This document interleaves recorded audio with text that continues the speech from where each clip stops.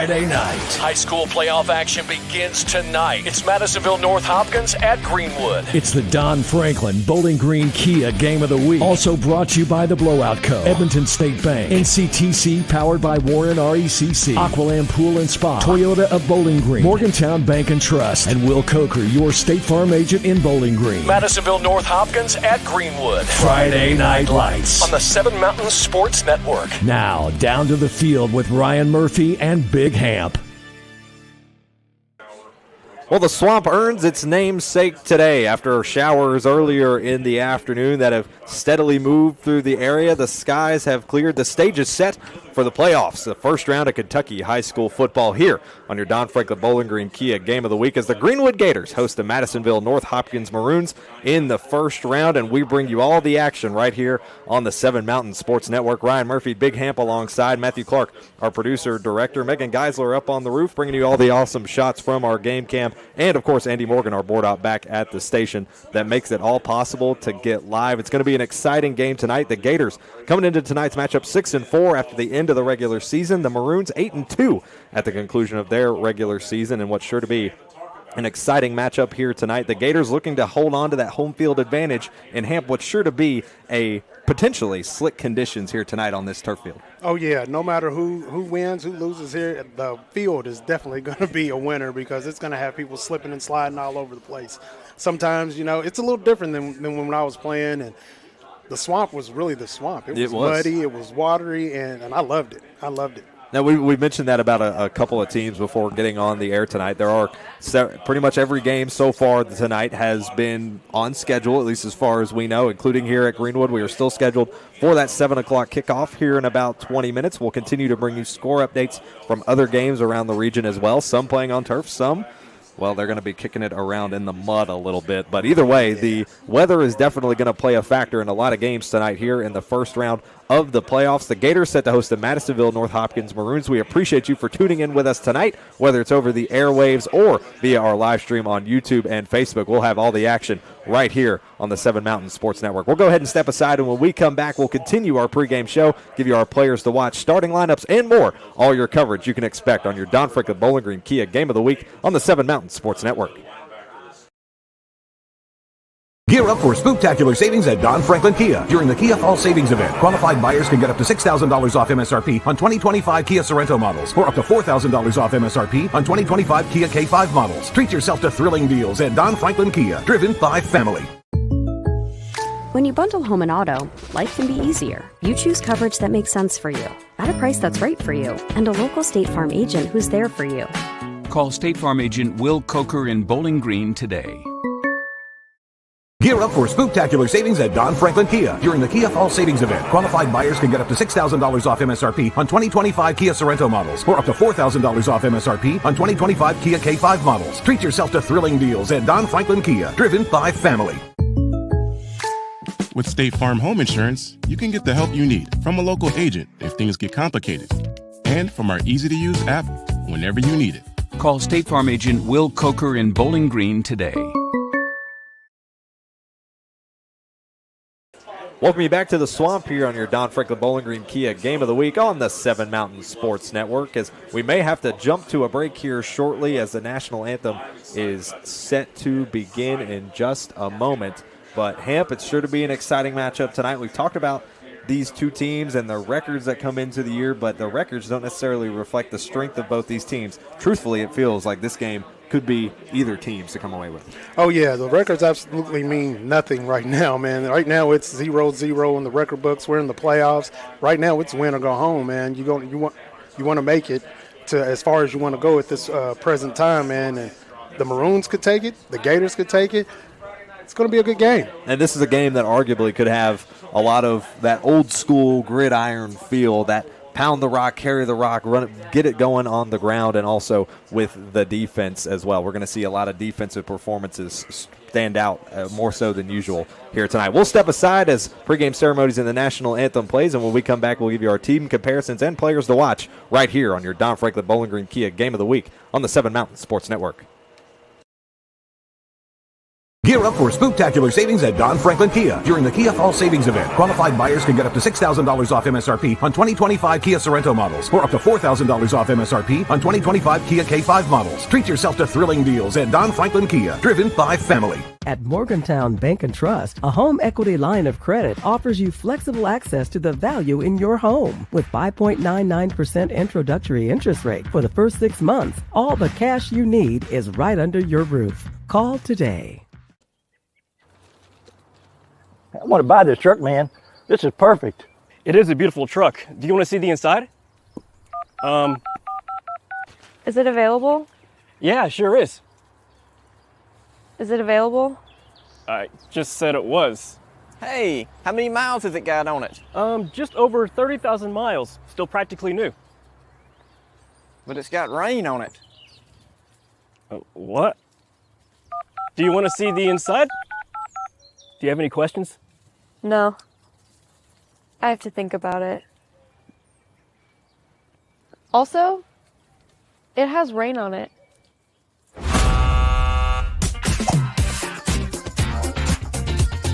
Selling your car shouldn't be a pain. Bring your vehicle out to Toyota Bowling Green and we'll make sure you get taken care of.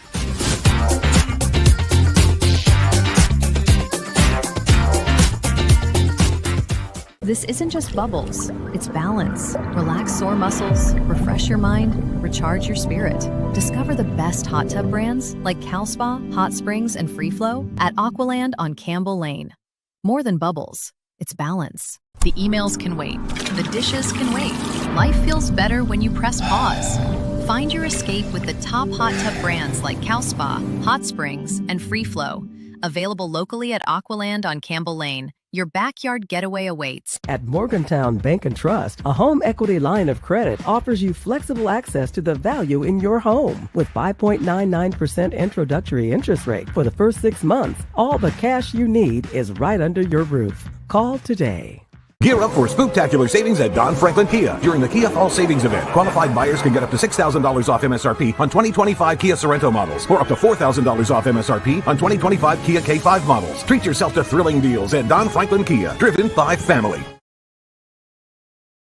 Welcome back to the Swamp. It's time for postseason high school football here in the state of Kentucky, and we've got all your action right here at Greenwood High School as the Gators set to host the Madisonville-North Hopkins Maroons in the first round of the KHSAA playoffs, and the hopes of both these teams continuing their seasons tonight. And as we bring you back, let's take a look at your team comparisons if you're watching along with our live stream. Looking at both these teams, noticeable comparisons between these two. Madisonville-North Hopkins, the most points scored per game in 5A, but they allow a little over 23 points per game as well. The Gators, they've allowed only 18 points per game so far on their season. So, Hamp, the records really not reflecting the strengths of these teams overall.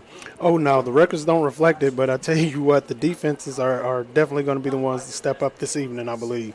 Yeah, we look at both these teams defensively, at least especially for the Gators and the Maroons both. They've got top rushing defenses in their class in 5A. The Maroons have one of the top rushing defenses in the state as well. And not only that, they have one of the top rushers in the state in Marquez Hightower, who's sure to make a big impact tonight. The Gators have their own kind of two-legged horse of Davis Cheney. So you're almost going to see the Cheney train versus Tower Power going on here tonight. Oh, yeah, it's definitely going to be exciting when it comes to the run game because both teams have some great run games, and it's going to take both defenses. It's almost like who's going to stop the running back. That's the object of the game, so I believe the coaches have looked into this and said, hey, look, we both have to stop these running games because both sides have power. And that leads us into our players to watch for tonight because for Greenwood, it's going to be about stopping the run game in the backfield before it even gets started. Stuart Scott is going to be one to watch tonight to do that. Last week, 9 tackles, 2 for loss, and a sack. But you look at those total season stats as well. 91 total tackles, 11 tackles for loss in that backfield, as well as an interception tallied on the season for Stuart Scott. He's like a heat-seeking missile every single time he's on the offense. We've seen it several times throughout the year. You see him there warming up on your screen Stuart Scott is going to be one to watch to make an impact for this Gators defense and to stop Marquez Hightower from getting those big runs he's used to making. Oh, yeah, Stuart Scott's always all over the field, man. You see Stuart Scott's name is mentioned multiple times every time we've watched the game here when we watch Greenwood play. Stuart Scott is definitely one of the keys to watch, as well as a few others here on the Greenwood Gators defense. Yeah, but there's only one man you could really point out on this Maroons team that really jumps off the page, and that's Marquez Hightower. Just last week, he had 16 rushes, 178 yards, 3 trips to the end zone to go along with that. But you look at those season stats as well. Total yards over 1,700, 26 touchdowns total, 25 of those coming on the ground. Marquez Hightower is just having a season of epic proportions in his senior year. I don't know if I would want to be in front of him, to be honest with you. If you did, you'd have to run into him, and that's what the defense is going to have to do for the Gators, man. They're going to have to step in front of him, and they're going to have to go at him rather than watch him come at him, because this guy here is a baller. Well, you could see on your screen there as he was warming up, the helmets have a little bit of like almost a devilish eye type of thing going on the side, and when he's running at you, I don't know, that's kind of almost a scary sight almost. But Hamp, we look at both these teams. We look at keys to the game. Greenwood Gators coming into tonight. This is the 8th season under head coach William Howard. He just tallied and became the winningest head coach in Greenwood High School football history. So he's looking to continue to add to that resume. He was just named District Coach of the Year as well this season, as well as Davis Cheney, who we mentioned is going to be a big impact tonight if he can get going. District Player of the Year as well was Davis Cheney. But for Madisonville-North Hopkins, they got a relatively young head coach, Chris Price, who not too unfamiliar with this area. He hails from Indianapolis, but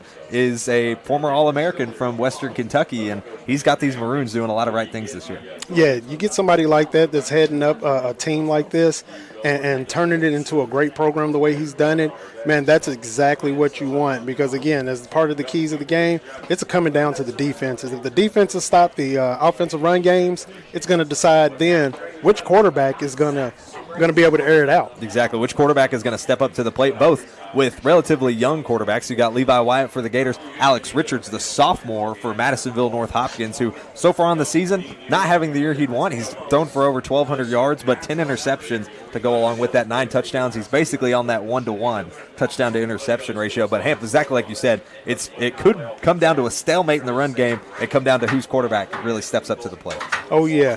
With him not having the season that he's having right now, that's okay. He's had a great running back to rely on, and obviously the offensive line is doing their job because he's got 1,500 yards. You know what I'm saying? So it's going to. I think it might end up coming down to these quarterbacks and what it is that they can do, and if these offensive lines can hold up, because the edge rushers for the Maroons, they're coming. Yes, they are coming. And the front 5 on the offensive line for the Maroons is really going to be one to watch, because they're the ones creating that space for Hightower. When we talk about this matchup, you would think these two teams maybe have met a little bit more often, Hamp, but when you look at the series history, only one other time, and basically nobody who has been with this program, except for Chris Price, ironically. He was an assistant the last time they played in 2014. Man. He's really the only common piece between these two teams as they play here tonight.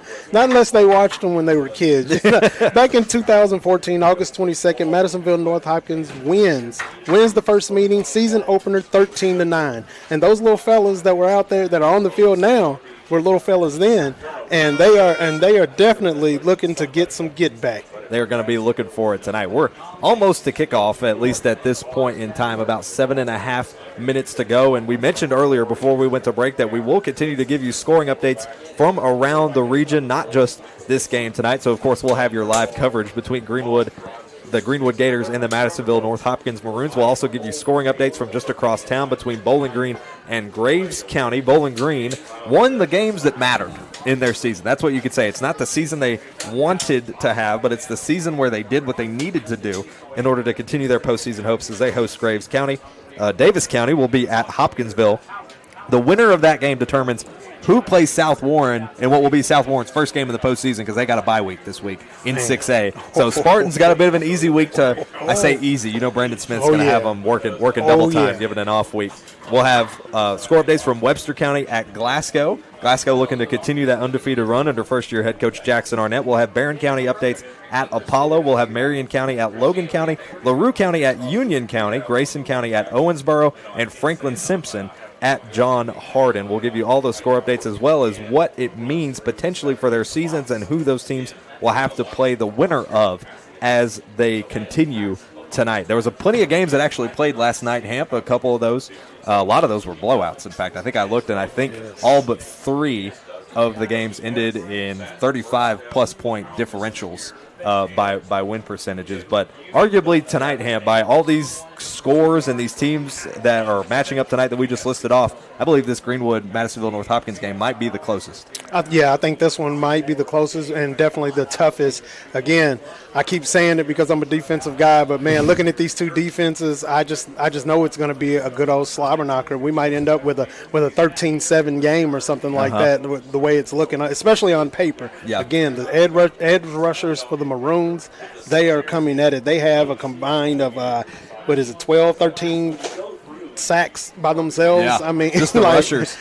Then you add up the entire front four, they got 23. 23. Just from your front four. In That's total, like 32. Front 7. Yeah. And it's like it's insane. The numbers are ridiculous. But the Gators defense, we can't sleep on them, man. They have so many players. You got Roy Bray, you got Casey Coleman, you got Stuart Scott. I mean, we got other players for the Gators who get out there and they ball out. Yeah. So as we look at your starting lineups tonight, we'll take a look first at the visiting Maroons from Madisonville-North Hopkins. So for the offense, starting at quarterback, number 15, Alex Richards. Your running back, our player to watch, number 2, Marquez Hightower. Also at running back, number 9, Ryder Sandage. At wide receiver, number 6 is Jaden Travis. Also at receiver, number 10, Jeremiah Sharp. And at receiver, number 5, Evan Wilson. For your offensive line, number 55, Brody Hall. Number 63, Marvin Robert. At center, number 57, Gage Kinney. Number 79 at right guard, Caden Vickery. And at right tackle, number 62 is Caden Prince. For the Madisonville-North Hopkins defense, on the edge, number 4, Mark McNary. Number 57 on the line, Gage Kinney.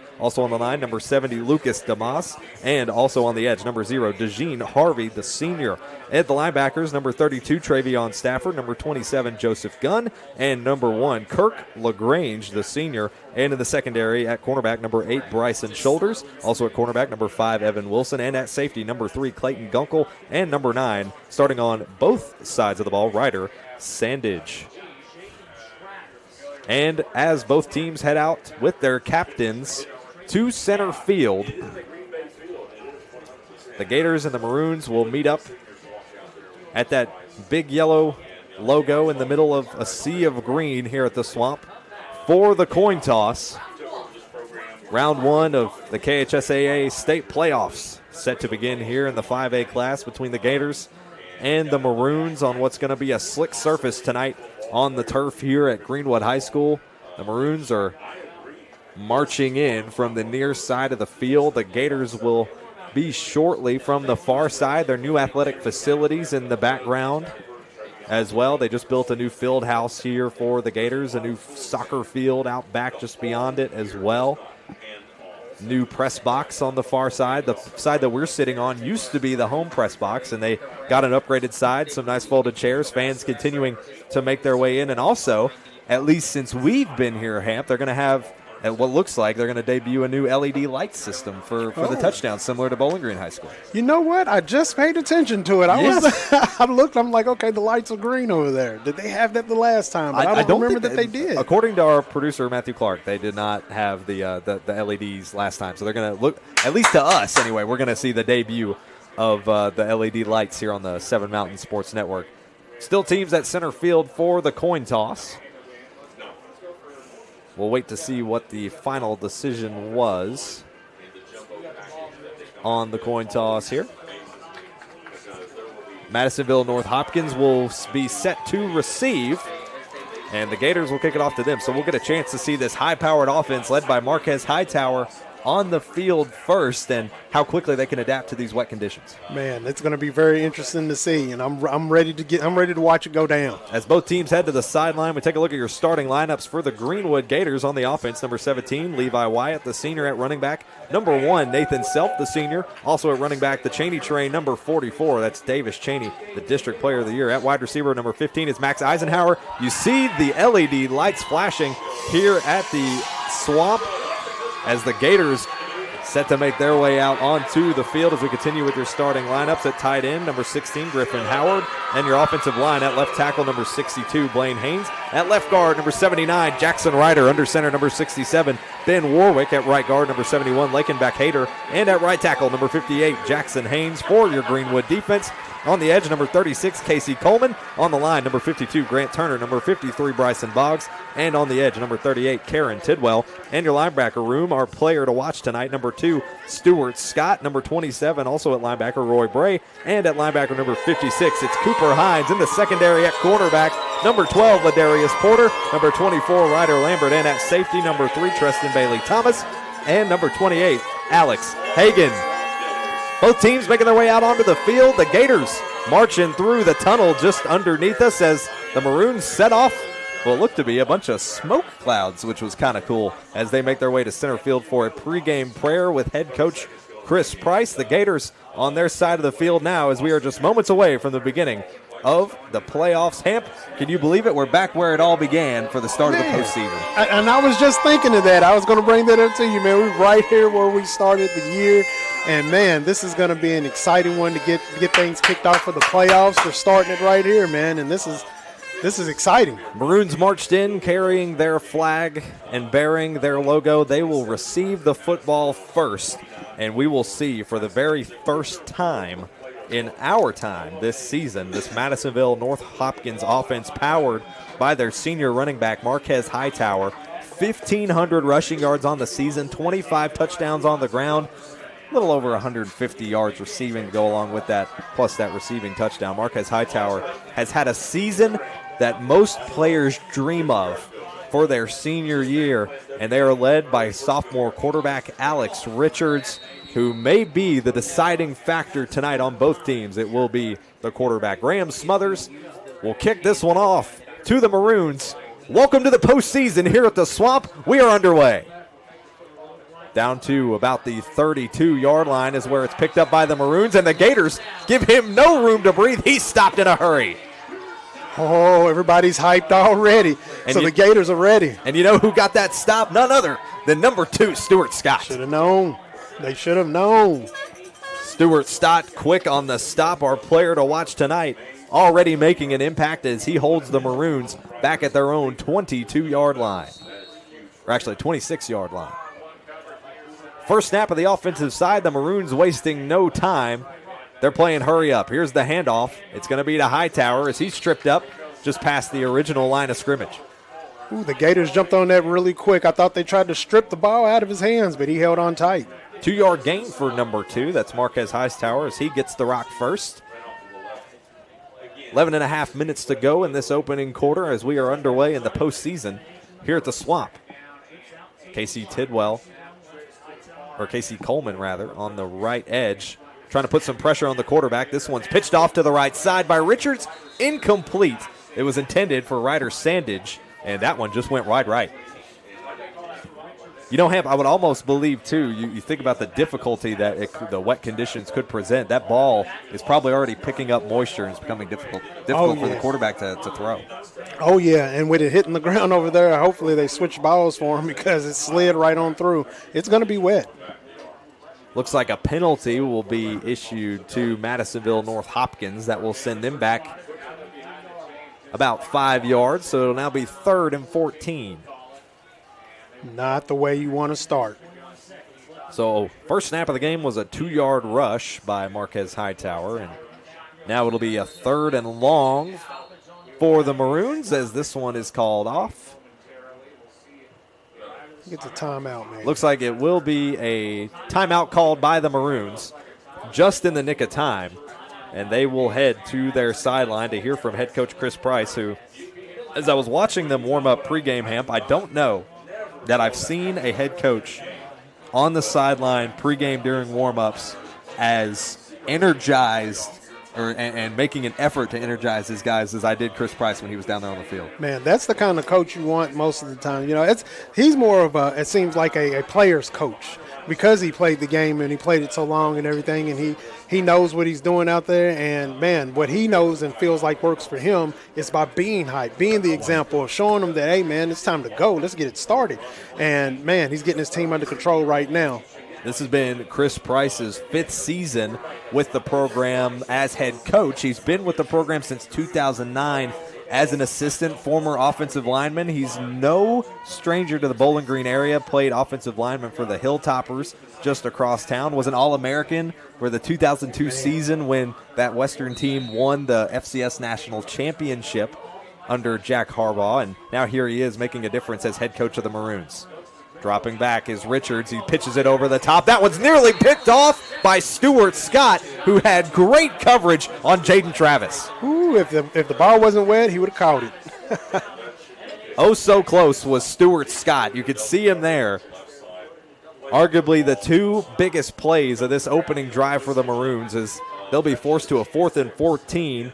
It's sent to punt. Here's a replay courtesy of Toyota of Bowling Green. You could see the pitch from Richards sent across the flat, and I mean, Stuart Scott almost right into his hands. Looked like it would have landed right at the top of his helmet. Just like you said, Hamp, probably that ball was a little too slick for him, and maybe he didn't expect it to land so close. Yeah, it was right there in his hands too, man. It just kind of flipped out of there. Noah Mays, the punter and the kicker, will send this ball away. That one goes way up high. It rainbows, and it's going to land at about the 46 and continue to bounce back into Gators territory, and it lands at about the 44-yard line. We'll get the Gators offense for the first time tonight from the 44.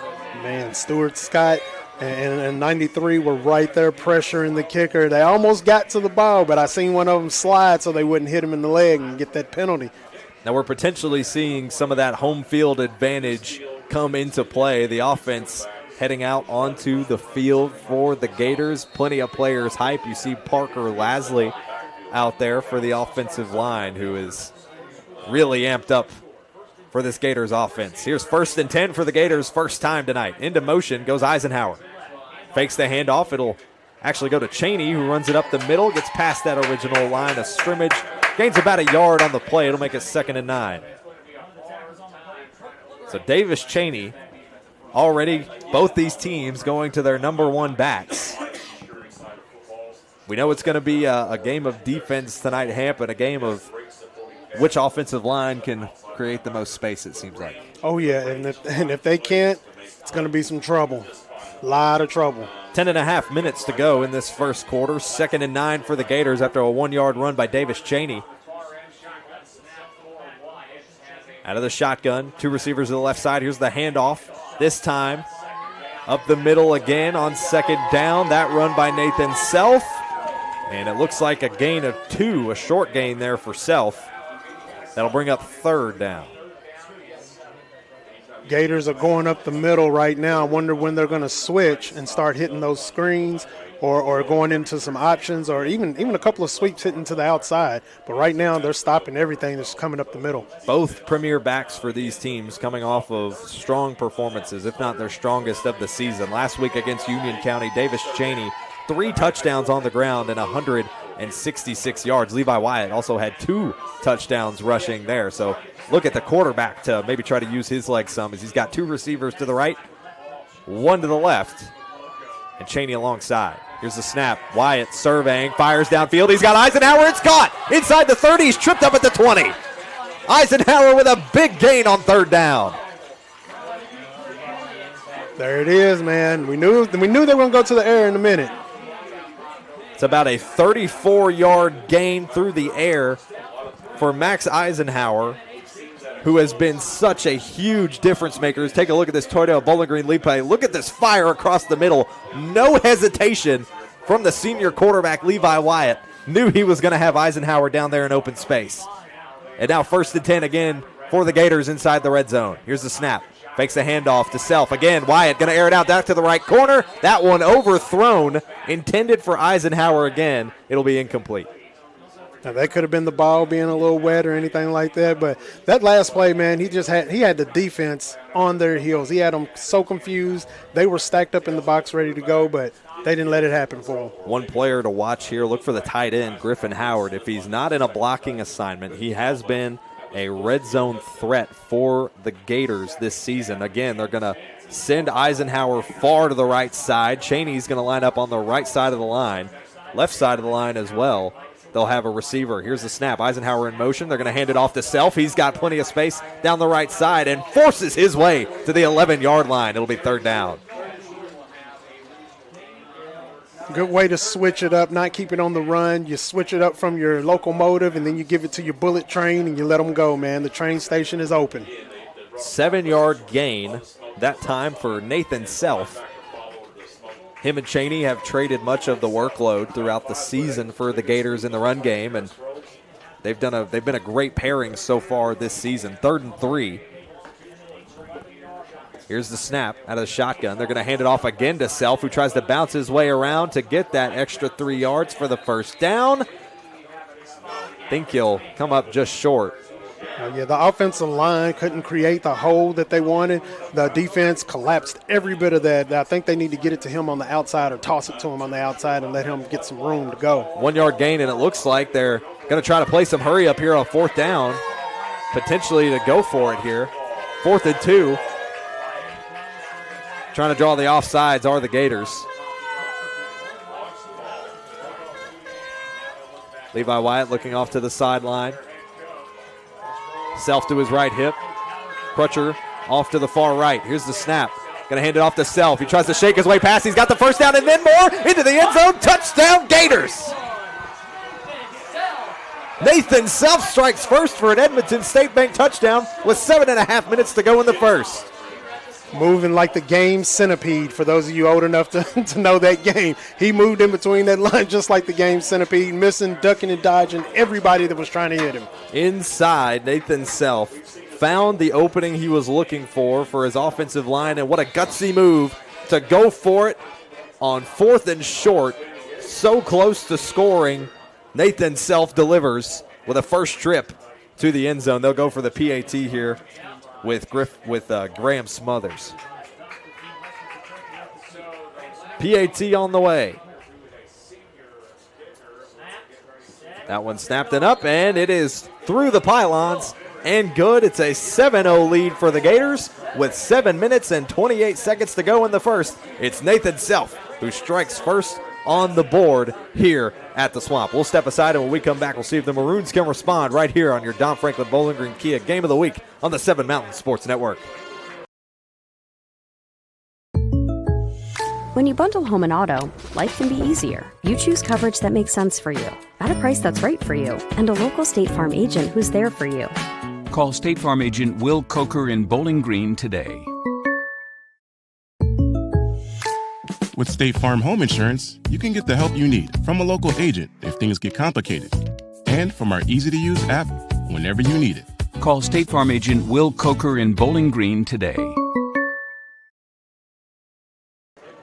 Nathan Self scores his 5th touchdown of the season on the ground and breaks 600 yards as well on the year, does he? As the Gators are the first to strike in this matchup here tonight. The Maroons, after having a 3-and-out situation in their first drive as they received the snap to kick off the game, will now have their second opportunity at it. Here's Smothers sending this football back to the Maroons, which lands at about their own 36-yard line, and Gators quick to put a stop to it.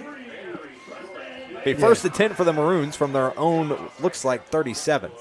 Yeah, that was a really, really short kick. Allowed the Gators to get right on top of them and not get anywhere. Seems like that's been the strategy, at least through those first couple of kickoffs. It looks like maybe they're trying to limit the opportunities for them to make those explosive kickoff runs. Oh, yeah, because you know that both of these teams have guys back there that can do it. Maroons playing some hurry up here with 7.5 minutes to go. They're going to hand it off here again to Hightower, and a quick and strong stop there by the Gators. No gain on the play. Looked like it might have been Casey Coleman and 93. 93 was out there on the tackle as well, I believe. Aiden Mbamfu. Apologies if we're saying it wrong. We're going to say it with confidence, though. If it is, I apologize. Great play regardless. Oh, yeah. Here's the snap and the handoff for the Maroons. And once again, the Gators stop him in his tracks. No gain on the play for back-to-back runs. Yeah, this time Bryson Boggs and KC Coleman said, hey, no way you're going to get through this hole. Try something different. Kirk LaGrange on the run that time for no gain will bring up 3rd and 10 for the Maroons. They've only aired it out twice so far, both being incomplete passes. One was a near interception that Stuart Scott would have had himself. Under center, here's the snap. Moving out in motion is Richards. He's looking off to the right side. He's under pressure.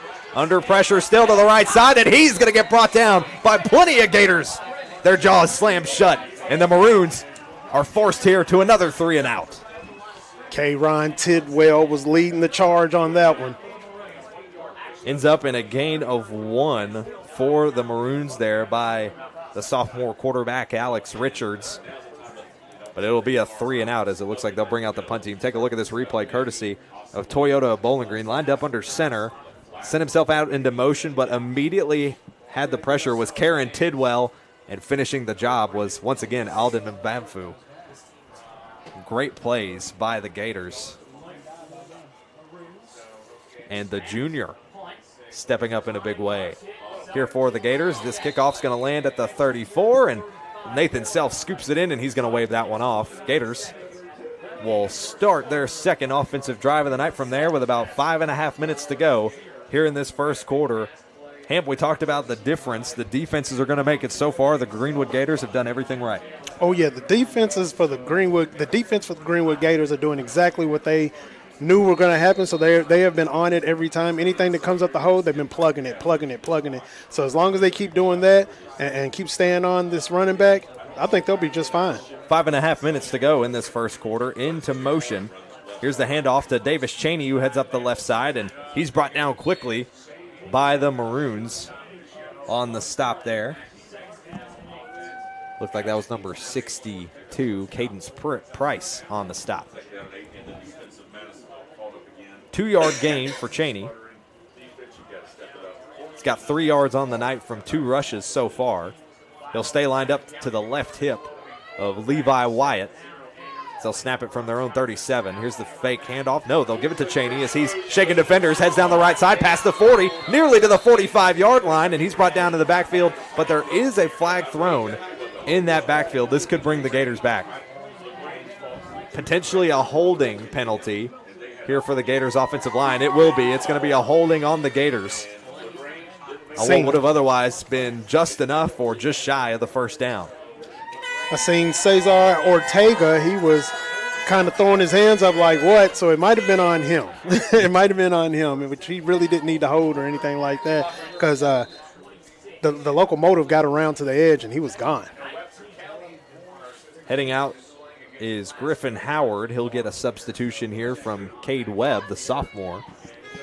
It'll be 2nd and 18 for the Gators now. They'll be snapping it from their own 26. So 2nd and long. They're going to be aiming for the parking lot or the cafeteria. Try to get a first down here. 4.5 minutes to go in the first quarter. Cheney into motion to the left side. Flag thrown way out in the secondary. And it'll be a delay of game against the Gators. So maybe a little bit of a late substitution there from Griffin Howard. Just maybe not getting set in time and not noticing the play clock. When you're doing well, this is what you don't want. You don't want to start doing negative. You got to keep the positives in front of you. They'll get it together. Going to be out of the shotgun is Levi Wyatt. He'll still have Cheney to his left hip and 2 receivers to the left, 1 to the right. In motion is Wyatt. He's going to fire it downfield. He gets hit late, and that was picked off at the 44-yard line by the Maroons. Madisonville-North Hopkins with the pick. Ryder Sandridge with the interception. Gives the Maroons the swing of the momentum. Take a look at this replay courtesy of Toyota Bowling Green. You see Wyatt out in motion. He sees the lineman coming at him. He takes the hit, lets it fly, gets it in the right area, but Sandage is the one who ultimately comes away with the INT. That's his 3rd interception of the season as the Maroons head back out with their offense to their own 42-yard line. Deshaun Harvey had him in his eyes. Here's 1st and 10, the handoff to Hightower, who's trying to spin and roll his way to a first down, and he gets all the way to the 49. The momentum could be shifting. It's like a 6-yard run that time by number 2. It's his best run so far is Hightower, averaging about 155 yards per game is Marquez. 3 minutes and 40 seconds to go in the first quarter. Here's Maroons with the momentum. And off to Hightower. Face-to-face with Stuart Scott and pushes him past the first down. Tough battle right there. Stuart Scott and Hightower going at it right there on the edge. Both our players to watch meeting face-to-face on the line, and it's Hightower who wins that duel as he forces another blowout first down in this first quarter. First quarter coverage brought to you by Aqualand Pool and Spa. Another 1st and 10 here for the Maroons.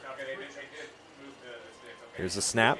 Hand it off again. They've got to run up the middle, past the first down marker, all the way to the 30.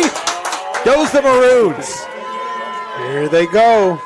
This is what they were waiting on. What a run that time by Travion Stafford, it looks like.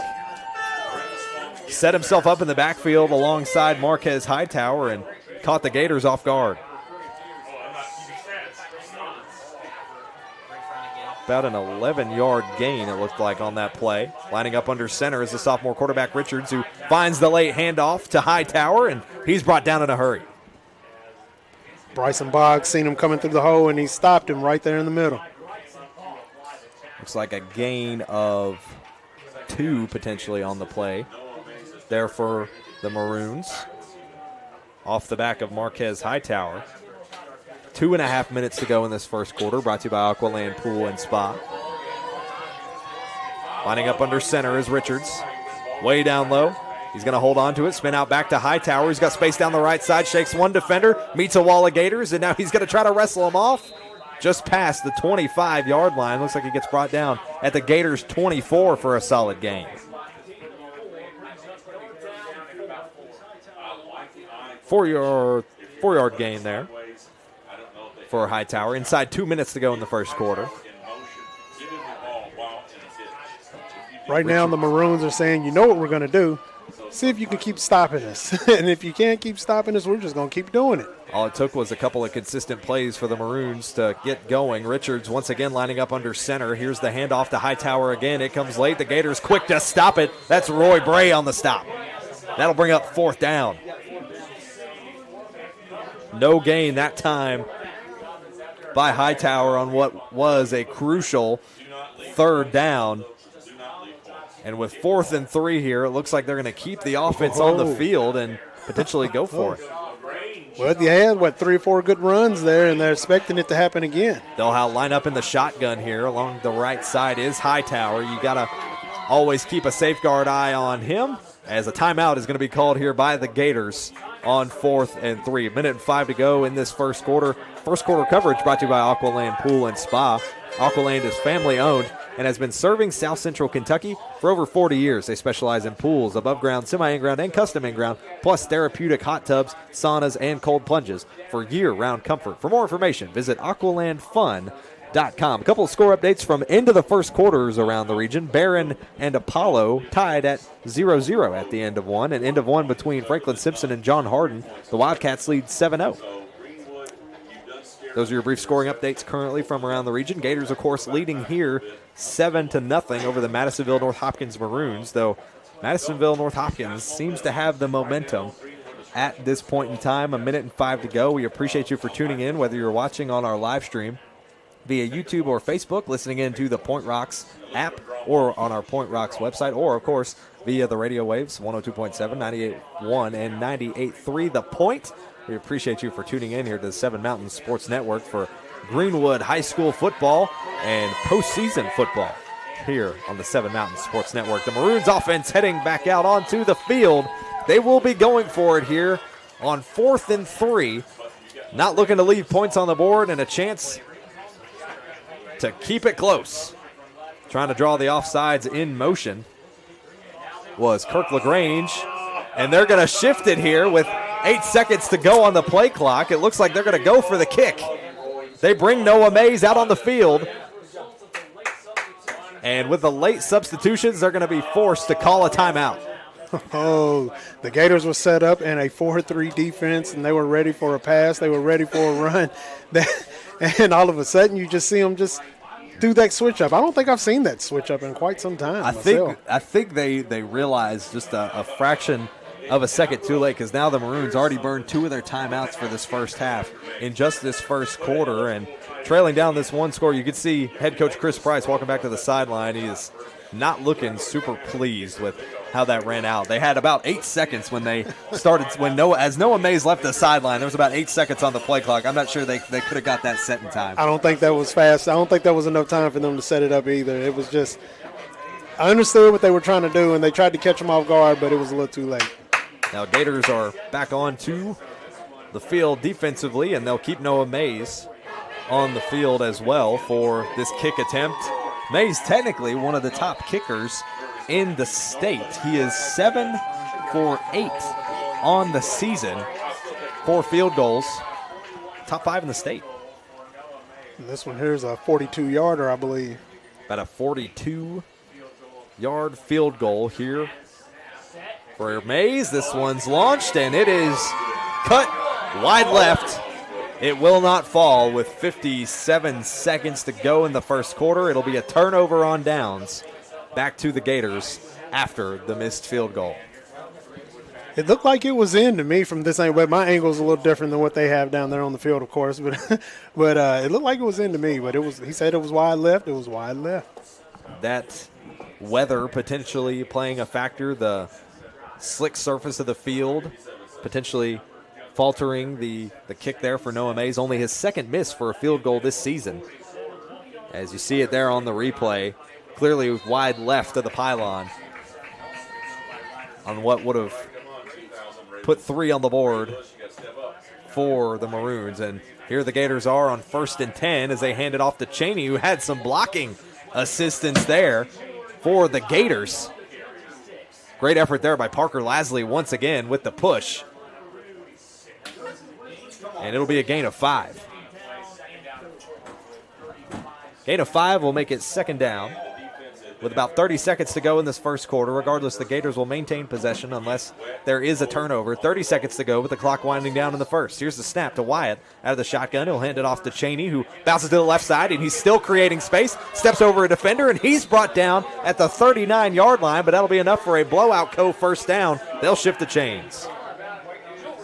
The train station is sending out bullet trains, locomotives, and they're just doing it back and forth, man. They're getting the job done right now. This is exactly how the Gators wanted to get this thing going. About a 9-yard gain there for Cheney and the first down. It'll be 1st and 10, last play of the quarter. Here for Wyatt out of the shotgun. They'll hand it off to Cheney, who heads up the left side once again and creates some space. Bounces off a defender inside the 50-yard line as he will go down at the 48-yard line in Maroons territory, and that will bring an end to the first quarter. They'll flip the field, and the Gators will maintain possession and a brand new set of downs, and we'll see what they can do with it right here when we come back from break on your Don Franklin Bowling Green Kia Game of the Week on the 7 Mountain Sports Network. At Morgantown Bank and Trust, a home equity line of credit offers you flexible access to the value in your home. With 5.99% introductory interest rate for the first 6 months, all the cash you need is right under your roof. Call today. This isn't just bubbles, it's balance. Relax sore muscles, refresh your mind, recharge your spirit. Discover the best hot tub brands like Cal Spa, Hot Springs, and Free Flow at Aqualand on Campbell Lane. More than bubbles, it's balance. The emails can wait. The dishes can wait. Life feels better when you press pause. Find your escape with the top hot tub brands like Cal Spa, Hot Springs, and Free Flow.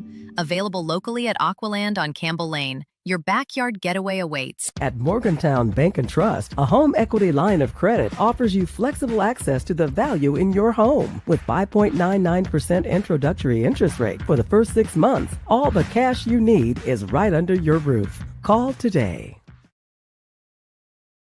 Second quarter set to get underway. It'll be 1st and 10 for the home Greenwood Gators. Second quarter coverage brought to you by Morgantown Bank and Trust. Morgantown Bank and Trust serving Bowling Green, Morgantown, and now Beaver Dam. Visit one of our locations today. That's Morgantown Bank and Trust. 1st and 10 for the Gators out of the shotgun. It'll be Levi Wyatt. Now Nathan Self alongside his left hip. A flag is thrown. It looks like it'll be on the Maroons.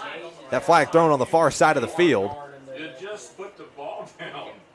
They had just set the ball, and it looks like it'll be a neutral zone infraction against Madisonville-North Hopkins, and that'll put the Gators with a extra 5 yards on this 1st and 10, make it 1st and 5. Start the second quarter. Gators lead 7-0 after 1.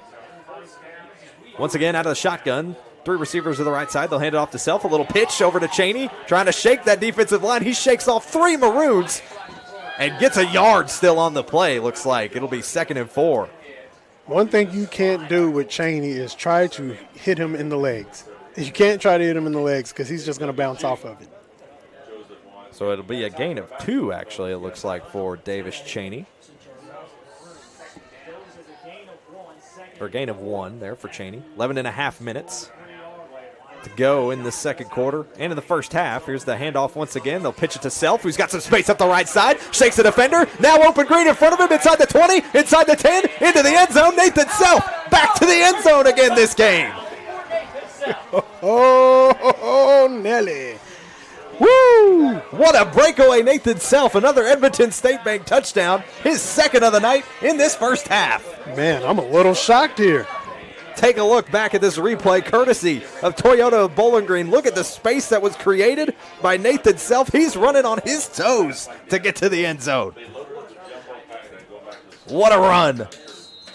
Send the locomotive first and say, hey, everybody, the bullet train's right behind there. Here you go. PAT on the way for Graham Smothers. It'll make it a 2-score lead for the Gators with 11 minutes to go in this first half. The Gators are determined to hold on to the swamp. And it looks like there may have been a penalty in offsides against the Maroons. Yep, it was. It was an offsides call. You saw some of the defenders jump on what would be the right side for the Gators, but their left side. Appeared to be Evan Wilson who jumped off sides there. So you get a little bit more space there for Smothers to make this kick. On the hold will be Will Crutcher. Smothers going to go up for the PATs, 25 for 28 on the season, 2 for 2 for field goals. It's been pretty solid for the Gators on this season. That one's up, and it is good. PAT complete, 2 scores the lead, 14-0. For the Gators with 11:17 to go in this first half. We'll step aside and see if the Maroons can respond right here on your Don Franklin Bowling Green Kia Game of the Week on the 7 Mountain Sports Network.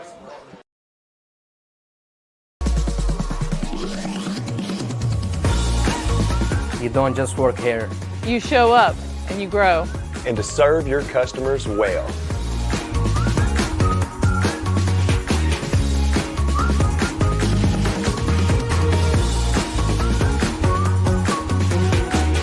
We're not just selling cars, we're selling careers and relationships.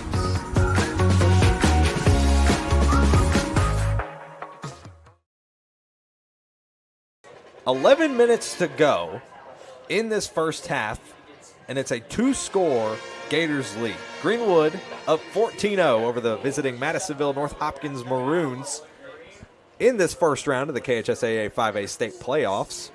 Here at the Swamp, it's been a slick one here, but it hasn't stopped the Gators from getting on the board twice with Nathan Self, a strong run, about 40 yards or so it looks like, about 43 yards, the run for Nathan Self, his 2nd trip to the end zone tonight. We spend so much time talking about Davis Cheney that we don't talk about the supporting cast, and Nathan Self has certainly been that all year as he tallies his 6th rushing touchdown of the season. The Maroons return it to about their own 30-yard line, and they'll send their offense out from there.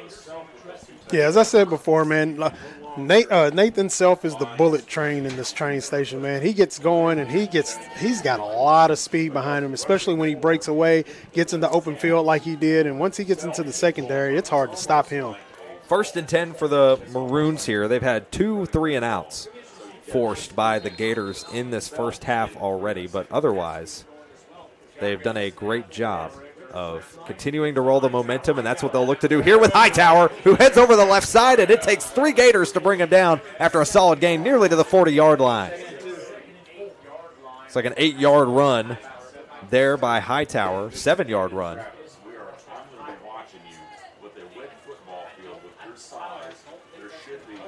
Six yards, 6 or 7.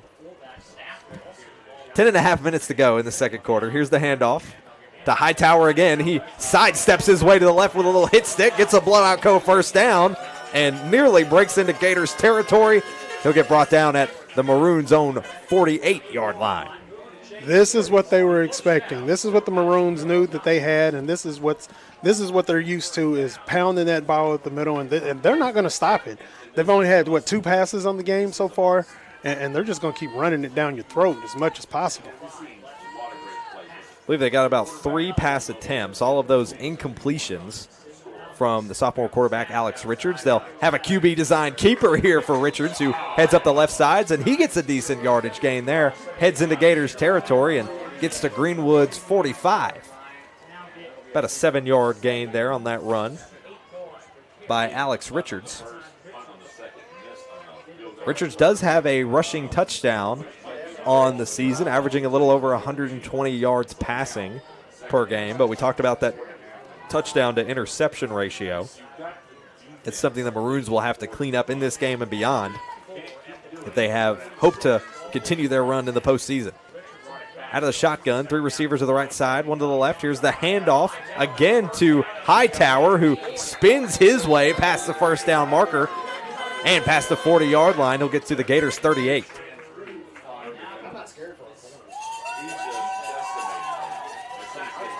Another first down here for the Maroons. Brought to you by the Blowout Co. Blowout Co. in Bowling Green is your destination for all things homecoming. Blowout, special occasion hair, makeup, and spray tans. More at blowoutco.com. Here's another handoff to Hightower, who pitches his way to the left side, bounced off his own offensive lineman, and is brought down quickly on the far side of the field on the tackle. Looked like it was Beck Smith, the freshman. Okay, that's what I was wondering. I thought that was him. Beck Smith was there to make the play, a gain of 2. Therefore, number 2 once again. Matches his first snap gain of the game. Under 8.5 minutes to go here in the first half. In motion, QB design keeper again, holding on to it is Richards, who forces his way nearly to that first down marker. He'll get a decent gain and come up just shy. Looks like it'll be 3rd and 1.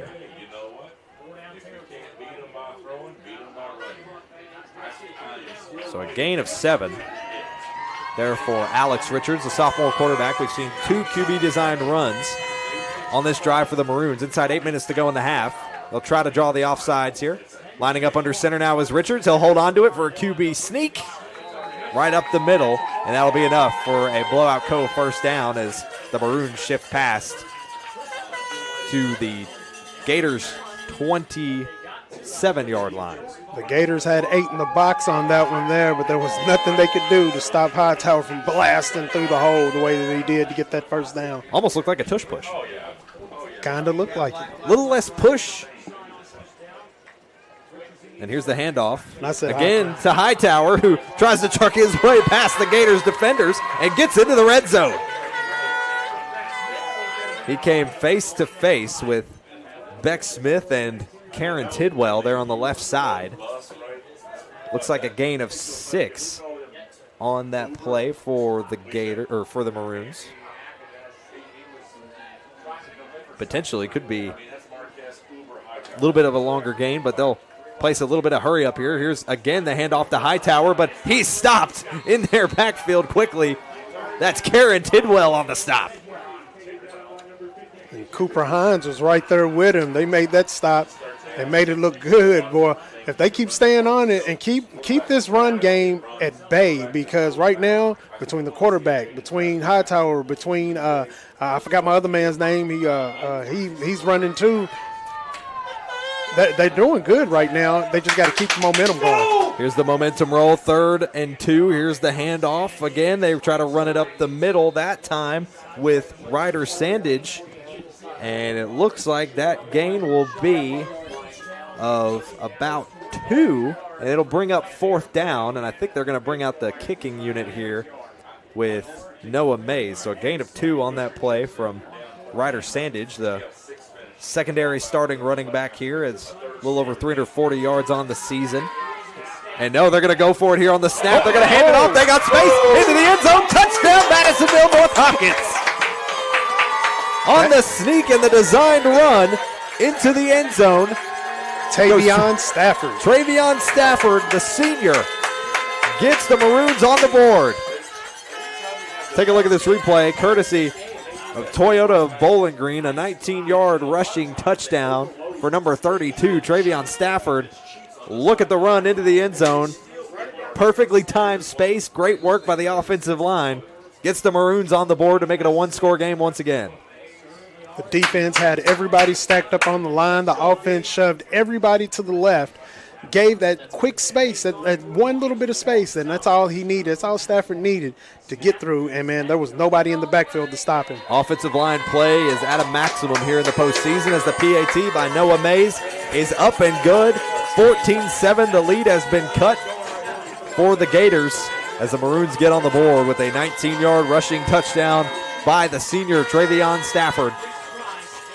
He gets the Maroons on the board, and now the momentum has shifted with 5:44 to go in the half. Just a little bit, but that's what they've been doing. They said, you know what we're going to do? We're going to run it, and we're going to run it, and we're going to run it, we're going to run it. Are you going to stop us? Maybe a few times, but not every time. Being consistent. Looking down the stat sheet here from what we have gathered so far in this first half, only 3 times have the Maroons gone for a pass play. All 3 of those have been incompletes. Every other play has been either a net zero, which has only happened 3 times. Every other time has been a positive gain for the Maroons so far. So the run game doing what they want it to do so far. And that's exactly what they wanted, and this is where the end result, another touchdown. No negative losses as we take a look at some score updates around the region. Just across town, Bowling Green with Graves County into the first quarter. The Purples lead Graves County 7-0. Into the first quarter, Glasgow Scotties lead Webster County 20-0, and Holy Cross leads Russellville 7-0 after 1. Here's the kickoff return by Mays down in the back corner to Nathan Self, who scoops it in and touches it down and waves it off, and the Gators will pick it up from their own 25. First and 10 for the Gators with 5:43 to go in the half. A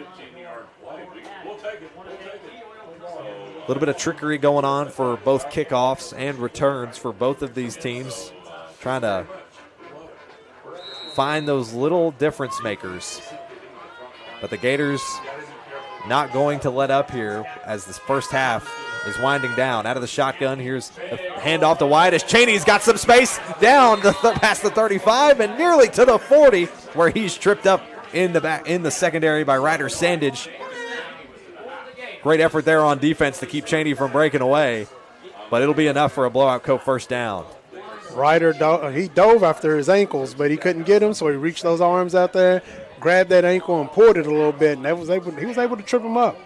About a 15-yard run there for Davis Cheney. That's his longest of the night. Here's the snap. That one a little high. Handoff again to Cheney, who heads up the middle that time, and he stopped at the 41. Looks like it'll be a 1-yard gain there for Cheney.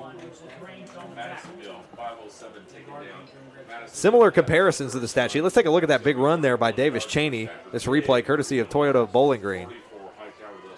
See the fake handoff there. He finds the spot up the A-gap and just tripped up late there by the Maroons. Cheney would have probably made a run there to the end zone. Once again, the handoff to Cheney, who heads up the right side, and he's on a breakaway. He's got green grass in front of him. He's heading down the field past the 40, past the 30, and he's brought down at the 26-yard line. The Cheney train is rolling. On the move. If it wasn't for Captain Kirk LaGrange, man, slowing him down a little bit, Cheney would have hit the end zone. Take a look at this replay courtesy of Toyota of Bowling Green. They went from their own 40 to the Maroons 25. It's about a 35-yard run. That definitely becomes Cheney's longest run of the night. Fresh set of downs. First and 10 for the Gators. Out of the shotgun. Here's the handoff to Cheney. Cheney trying to sidestep his way up the middle, but he's brought down in the backfield. Looks like no gain on that play for the Gators. No gain there for Davis Cheney. He's gotten the rock the last 4 straight plays on this drive. 4 minutes to go in this first half. The Gators would like to keep that 2-score cushion and get themselves back on the board. 3:50 to go in the first half. 14-7 the lead for the Gators. Gators moving from right to left with their home greens. Here's the handoff to Cheney again. 5th straight time Cheney has held the rock. And he's stopped there in the backfield. Looks like it could be a loss of 1 here. They'll just say no gain rather than a loss. So back-to-back no gains there by Davis Cheney. Actually, it will be a loss of 1, therefore 44.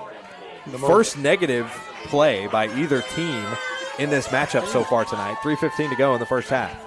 The Maroons are definitely closing all the gaps. They're making sure nothing comes up the middle. The problems are the outside.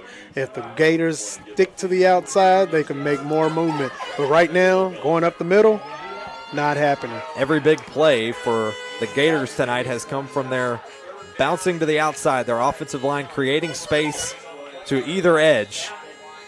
As it looks like the Gators will call their timeout here. They still had 2 left to burn with 2:49 to go in the first half, and they'll take 1 here. Again, on this drive, we have only seen Davis Cheney's hands on the rock. It's been 5 straight plays of Davis Cheney. Started with a 15-yard run, then a 1-yard run. Then Cheney broke off on the 35-yard run from the Gators' own 40 to the 25-yard line for the Maroons. And then there was a run of no gain by Cheney and then a loss of 1 that now puts us in 3rd and 11 with 2:49 to go in this first half.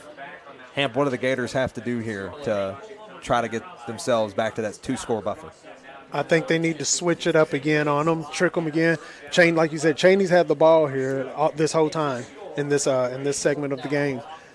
If they start giving it back to Self again, it'll put them back on alert. They'll have to spread out the defense a little bit more because, again, if Self, it doesn't matter if he gets a small hole in the gap and he gets into the secondary, you can count him almost as good as gone or first down or whatever. I think they need to start switching it up on them again. When we talk about Self or Cheney, they've got Cesar Ortega in there now at running back, and he's had potential opportunities here on the play action. They're going to send it deep downfield. It's caught in the end zone, and they're going to call it, I think, a touchdown for the Gators. What a pass. Switching it up. That's all. They switch it up on them. Stop the run, throw it up top. Levi Wyatt downfield.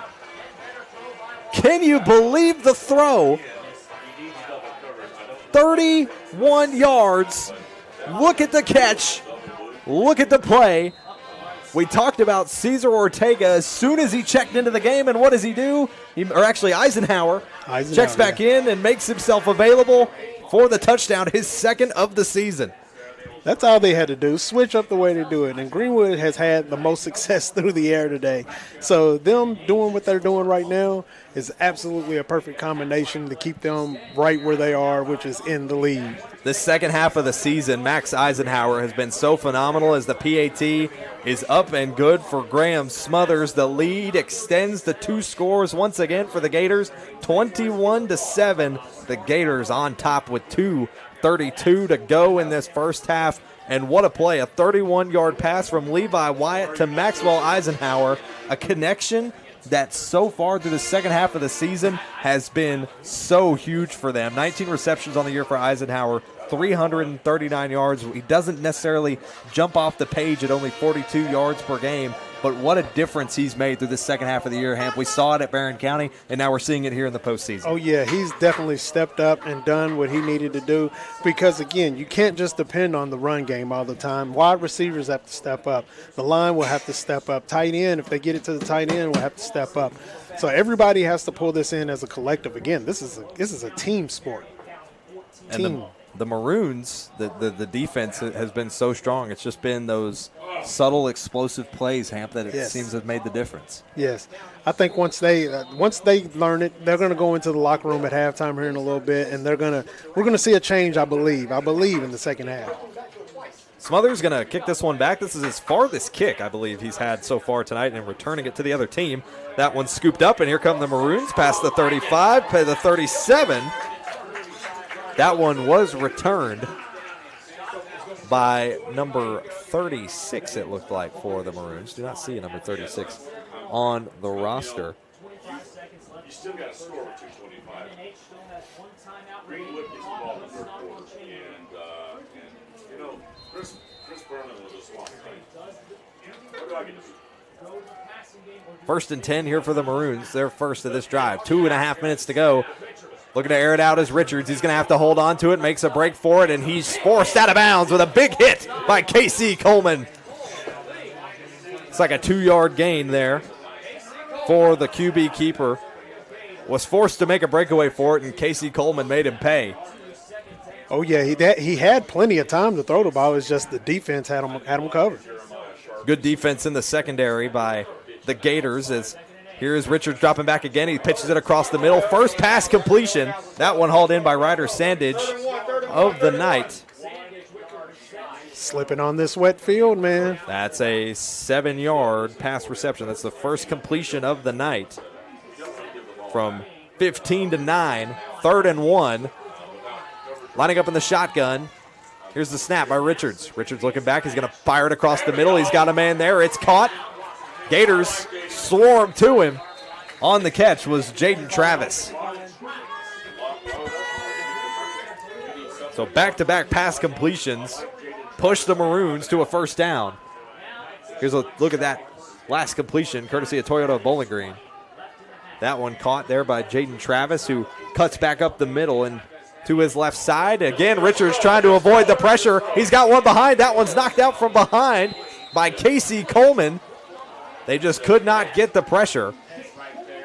And it looks like they're going to call that one, I believe, an incomplete off the motion. Yeah, he had a little time, but, man, I'll tell you what, KC was on that. Man, he was on him. 2nd and 10 now with 1:11 to go in the first half. Maroons trying to get it back to a one-score game. Maroons firing it downfield. He's got a man down deep. It's overthrown, incomplete by Richards. Will bring up 3rd and 10. Flag is down on the play, right around the position of the offensive line. A little bit of chatter going on amongst the officials. The flag was thrown late, and it will be on the Gators. And it'll be an unsportsmanlike against Greenwood, and what would have otherwise been a huge defensive stop there will otherwise shift the chains for a blowout first down. Yeah, after that play right there, Casey Coleman and one of the Maroons were talking back and forth, and apparently Casey had to say something a little deep there for him to throw the flag like that. So talking. Unfortunate for the Gators here. There's the snap, faking the pass, hand off to Hightower. Hightower dragging defenders with him past the 25-yard line. They're going to have to play some hurry up here. 53 seconds to go on the clock, and it's winding down here in the first half. Here's the Maroons. 2nd and 2, passing across the center. That one intended for Travis. It's knocked up incomplete. It'll be 3rd and 2 now. Kind of bobbled that one a little bit. He had it, but he was trying to see where he was going to go after he caught it. That incomplete stops the clock with 39 seconds to go in this first half. Maroons with a little time to breathe. They do have a timeout left to burn if they need to do it. If they could get a 3rd down conversion here, it would give them the opportunity. And there will be stoppage on the play. It'll be a timeout called by Greenwood. Their final timeout of the half. So the Gators lead 21-7, but the Maroons have the momentum here, and now they'll have a chance to talk it over, and they still have their own timeout to burn as well. Oh, yeah, and they switched it up a little faster than I thought. They're putting it through the air, getting a couple of completions, getting some first downs, moving the ball pretty well, doing exactly what I would do, which is no huddle. Get back on the line. Let's go. Let's get down here and get another score and get the momentum going into halftime. And if anything, almost taking a page out of Greenwood's book on that last scoring drive, spicing it up with a pass play that ended up resulting in that touchdown. And you saw it there. The Maroons now starting to find that rhythm with the pass game. They had a completion from Alex Richards that was hauled in by Ryder Sandage, and also a 6-yard completion by Jaden Travis. As they'll head back out onto the field for 3rd and 2 with 39 seconds to go in this first half. Maroons hoping to keep it a one-score game if they could score. It's currently 21-7 with the Gators out front. Out of the shotgun. Three receivers to the right side, Hightower to the right hip. Here's the snap. In motion, under pressure, Stewart Scott swats it away. That one's incomplete. Stewart was coming like a mad gator boy, trying to get him some food. Stewart Scott broke through that offensive line. Around the right side, they moved the motion. They were pushing that line to the right, and Stewart Scott took full advantage and broke around the right side of the line and had a clear path to Alex Richards and ultimately got a hand on the football to knock it out of the way with 35 seconds to go in this first half. It's 4th and 2, and it looks like they may go for it here. 4th and 2, the offense stays on the field with 35 seconds to go in the half. Maroons not leaving any points on the board, trying to draw the offsides. It looks like they got him. They're not going to call it. The officials did not see what could have been an offsides there, or did they? Was there a flag? The timeout called by the Maroons. So they'll call their final timeout of the half, their last to burn. It looks like they may have gotten, if I'm not mistaken, it was on the left side of the O-line for the Maroons, so it would have been the right side of the defense for the Gators. Potentially Bryson Boggs, who we saw that little jump out of, but I don't know that he broke the line of scrimmage. I think it was more so some movement. Yeah. Because it's hard to see from here, honestly. Exactly. And even if he did jump a little bit, as long as he got back in time, he would have been all right. There's clearly some motion, though. You saw a lot of motion from the right side of the Gators defense. But it looks like they'll go for the kick here instead. Rather than go for it on 4th and 2, they'll send Noah Mays, the kicker, out onto the field. Missed his first field goal or second field goal of the season earlier. And he'll go for another long one here. From the 30-yard line, about a 40-yarder. That one's up, and it's between the pylons. That's a no-doubter. It is good. Field goal complete for Noah Mays, and it's 21-10. Now the score for the Gators in the lead with about 30 seconds to go in this first half. We take a look at the replay of that kick courtesy of Toyota of Bowling Green. That one's a no-doubter from the 30. I'd say that one. From this angle, I could see it. It's hard to see from the left side. Right side's a little easier. Our positioning's a little better this way. Oh yeah. That one was absolutely perfect down the middle. So it'll be 29 seconds to go off this kickoff back to the Gators from the Maroons. Gators will have the football to start the second half, but we've got about 30 seconds, and a lot can happen in 30 seconds of game time in football, as we've come to learn this year on our tour around South Central Kentucky. Some score updates around the region. Owensboro leads Grayson County 35-0 after one. And at halftime, it's running clock. The Glasgow Scotties lead Webster County 42-0. Looks like the Scotties are marching on to the second round. And if they were to win, the Scotties would play the winner of Union and LaRue. If LaRue was to come away with that, LaRue is a team that the Scotties have beat and beaten pretty decisively. This ball heads up to the backfield by Mays. It's hauled in by Self, and he's going to sweep off to the right side. Heads back a little bit before making his way upfield. Heads up the sideline past the 30, and he's brought down at the 34. But there is a flag thrown down at about the 28-yard line. He's next to the 10. He's sitting down next to the 10. We'll see what that'll look like. He's still sitting there. Yeah, it's probably going to be a block in the back or something like that.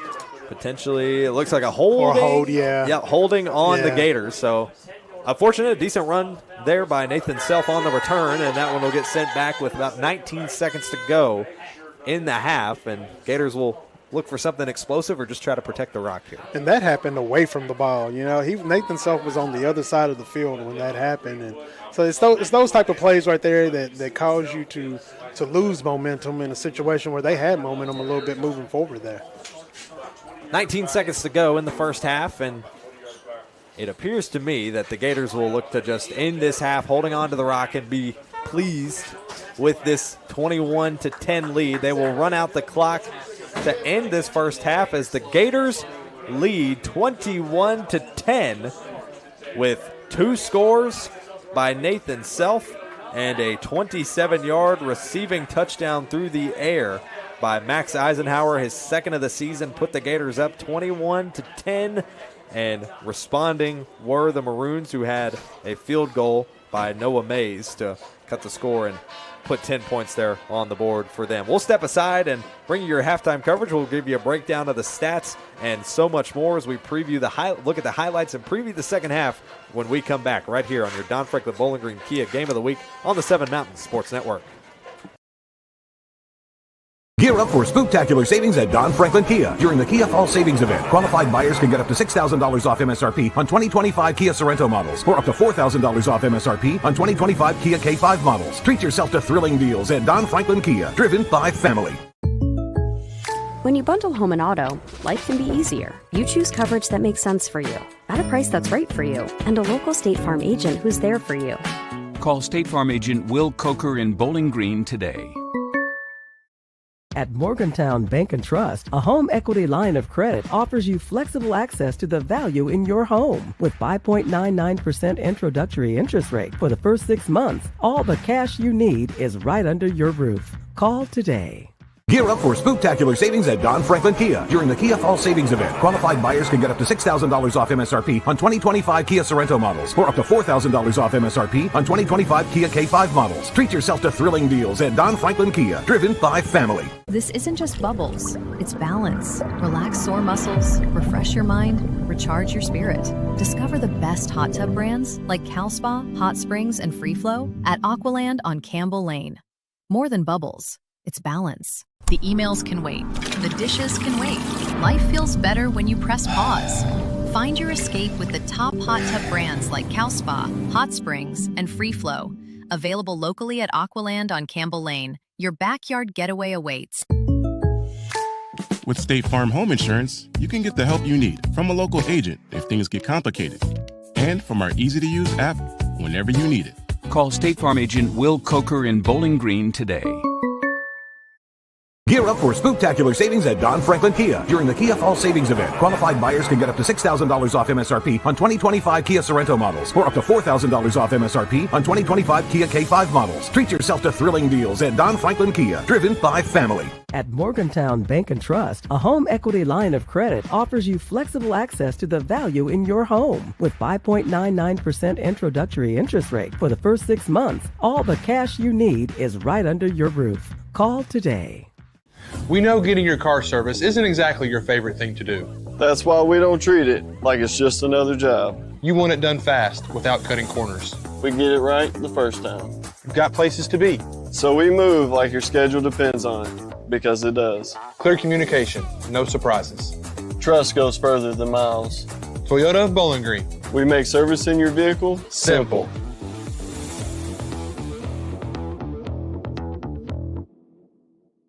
This isn't just bubbles, it's balance. Relax sore muscles, refresh your mind, recharge your spirit. Discover the best hot tub brands like Cal Spa, Hot Springs, and Free Flow at Aqualand on Campbell Lane. More than bubbles, it's balance. The emails can wait. The dishes can wait. Life feels better when you press pause. Find your escape with the top hot tub brands like Cal Spa, Hot Springs, and Free Flow. Available locally at Aqualand on Campbell Lane. Your backyard getaway awaits. When you bundle home and auto, life can be easier. You choose coverage that makes sense for you, at a price that's right for you, and a local State Farm agent who's there for you. Call State Farm agent Will Coker in Bowling Green today. Gear up for spooktacular savings at Don Franklin Kia during the Kia Fall Savings Event. Qualified buyers can get up to $6,000 off MSRP on 2025 Kia Sorento models, or up to $4,000 off MSRP on 2025 Kia K5 models. Treat yourself to thrilling deals at Don Franklin Kia, driven by family.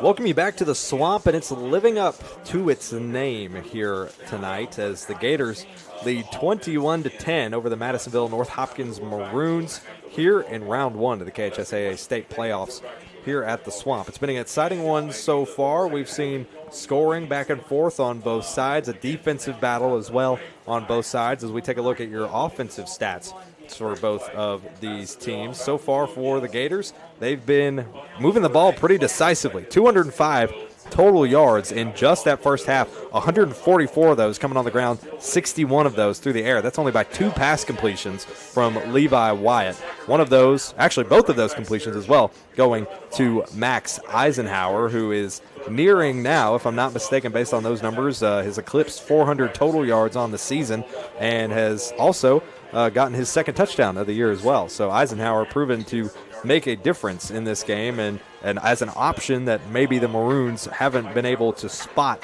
as well so far through this first half. But the Maroons have started to find some life, especially towards the end of that second quarter. They got the touchdown, a 19-yard rushing touchdown by Travion Stafford, and 98 rushing yards on the ground so far for the Maroons. Only 13 passing, only 2 pass completions so far for Madisonville-North Hopkins. That amounts to about 111 total yards. 7 first downs for the Maroons, beats Greenwood's 5, and North Hopkins as well with a turnover that resulted, that was off of a 4th down. So those are your stats so far offensively for both of these teams. But Hamp, how is the defense looking stat-wise? Defenses are going nuts a little bit there, man. Let me tell you, the Gators have been on a tear. The Maroons, they've been doing well themselves. They just gotten caught off guard off a couple of plays that they didn't. I don't think they expected Nathan Self to come in here and just do exactly what Nathan Self does. If you try to stop the locomotive, you know you got the bullet train coming in right behind it, so you can catch that always. And then you got Eisenhower, man, he goes deep. So on the defensive side of the ball, I'm going to start out with the Maroons. Captain Kirk LaGrange is doing his thing, man. He's living up to what it is that he's been doing all year, man. And he's got Ryder Sandage and Travion Stafford, not only on the offensive side of the ball, but on the defensive side of the ball. He stepped it up as well. On the Greenwood side, you got my man, Stuart Scott. Man, Stuart Scott just doing what Stuart Scott always does. K-Ron Tidwell and KC Coleman always coming in and putting pressure up on the quarterback and closing that gap.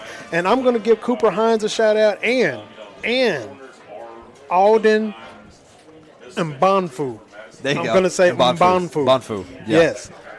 That young man right there, he's just a freshman, and he's looking pretty good right here in the playoffs, man. Hardly ever do you see a freshman playing in the playoffs. And we haven't really seen him in all the times we've been in the swamp, and he's stepping up to the plate in a big way with this game so far. And we go through and look at some of these highlights. If you're watching with us live, it started off big catch here for the Gators in their first drive of the game. They find Maxwell Eisenhower, Levi Wyatt. That connection has just been money through the second half of the season. That drive ended up resulting in an 11-yard rushing touchdown here by Nathan Self, who bakes, little hit stick back to the right side and finds his way into the end zone for an Edmonton State Bank touchdown. And Madisonville-North Hopkins, they had some momentum heading back the other way. It ended up resulting here actually the Gators here throwing an interception. Levi Wyatt gets picked off there by Ryder Sandage, and they try to use that to garner some momentum. They march down the field. They go for a long field goal with Noah Mays, and it ends up being cut sharp left. It's incomplete, and the Gators would only continue to run. This huge rushing touchdown, 43 yards, again by Nathan Self. Doesn't matter the distance. Self's going to take it there. Finds the end zone once again, his second Edmonton State Bank touchdown of the game. And then Madisonville-North Hopkins finally gets themselves onto the board. You can see the replay here. Running it into the end zone, Travion Stafford, who just had the perfect bit of space created in that C gap to the right side that gave him the ability to get into the end zone. And Greenwood, yes, the run game has been the primary source of success for the Gators all season long. But look at this catch. Max Eisenhower, you're built different. I don't know how else to say it. Dude is built different. And then another field goal attempt here. This time it's completed by the Maroons. Noah Mays gets him 10 points, but the Gators still out front 21-10. Those are your highlights through the scores and the big plays so far through the first half. And the Maroons seem to have a bit of the momentum on their side and could have it heading into the second half, but the Gators will start the second half with the football. It'll be their defense who could decide this momentum shift for either of these teams. Gators lead 21-10 here at halftime. We'll step aside, and when we come back, we'll take a look at some score updates from around the region, preview this second half, and before you know it, we'll be right back to the action here at the Swamp on your Don Franklin Bowling Green Kia Game of the Week on the 7 Mountain Sports Network. When you bundle home and auto, life can be easier. You choose coverage that makes sense for you, at a price that's right for you, and a local State Farm agent who's there for you. Call State Farm agent Will Coker in Bowling Green today. At Morgantown Bank and Trust, a home equity line of credit offers you flexible access to the value in your home. With 5.99% introductory interest rate for the first 6 months, all the cash you need is right under your roof. Call today. I want to buy this truck, man. This is perfect. It is a beautiful truck. Do you want to see the inside? Is it available? Yeah, sure is. Is it available? I just said it was. Hey, how many miles has it got on it? Just over 30,000 miles. Still practically new. But it's got rain on it. What? Do you want to see the inside? Do you have any questions? No. I have to think about it. Also, it has rain on it.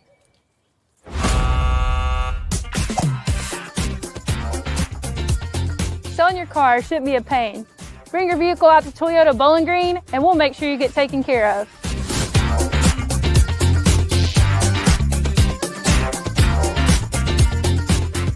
This isn't just bubbles, it's balance. Relax sore muscles, refresh your mind, recharge your spirit. Discover the best hot tub brands like Cal Spa, Hot Springs, and Free Flow at Aqualand on Campbell Lane. More than bubbles, it's balance. The emails can wait, the dishes can wait. Life feels better when you press pause. Find your escape with the top hot tub brands like Cal Spa, Hot Springs, and Free Flow. Available locally at Aqualand on Campbell Lane. Your backyard getaway awaits. Welcome you back to our halftime coverage here on the Don Franklin Bowling Green Kia Game of the Week. We're going to give you some score updates from around the region. Here at the Swamp, the Gators lead 21-0 over the Madisonville-North Hopkins Maroons in the first half of the KHSAA 5A state playoffs. Some score updates as well from around the region.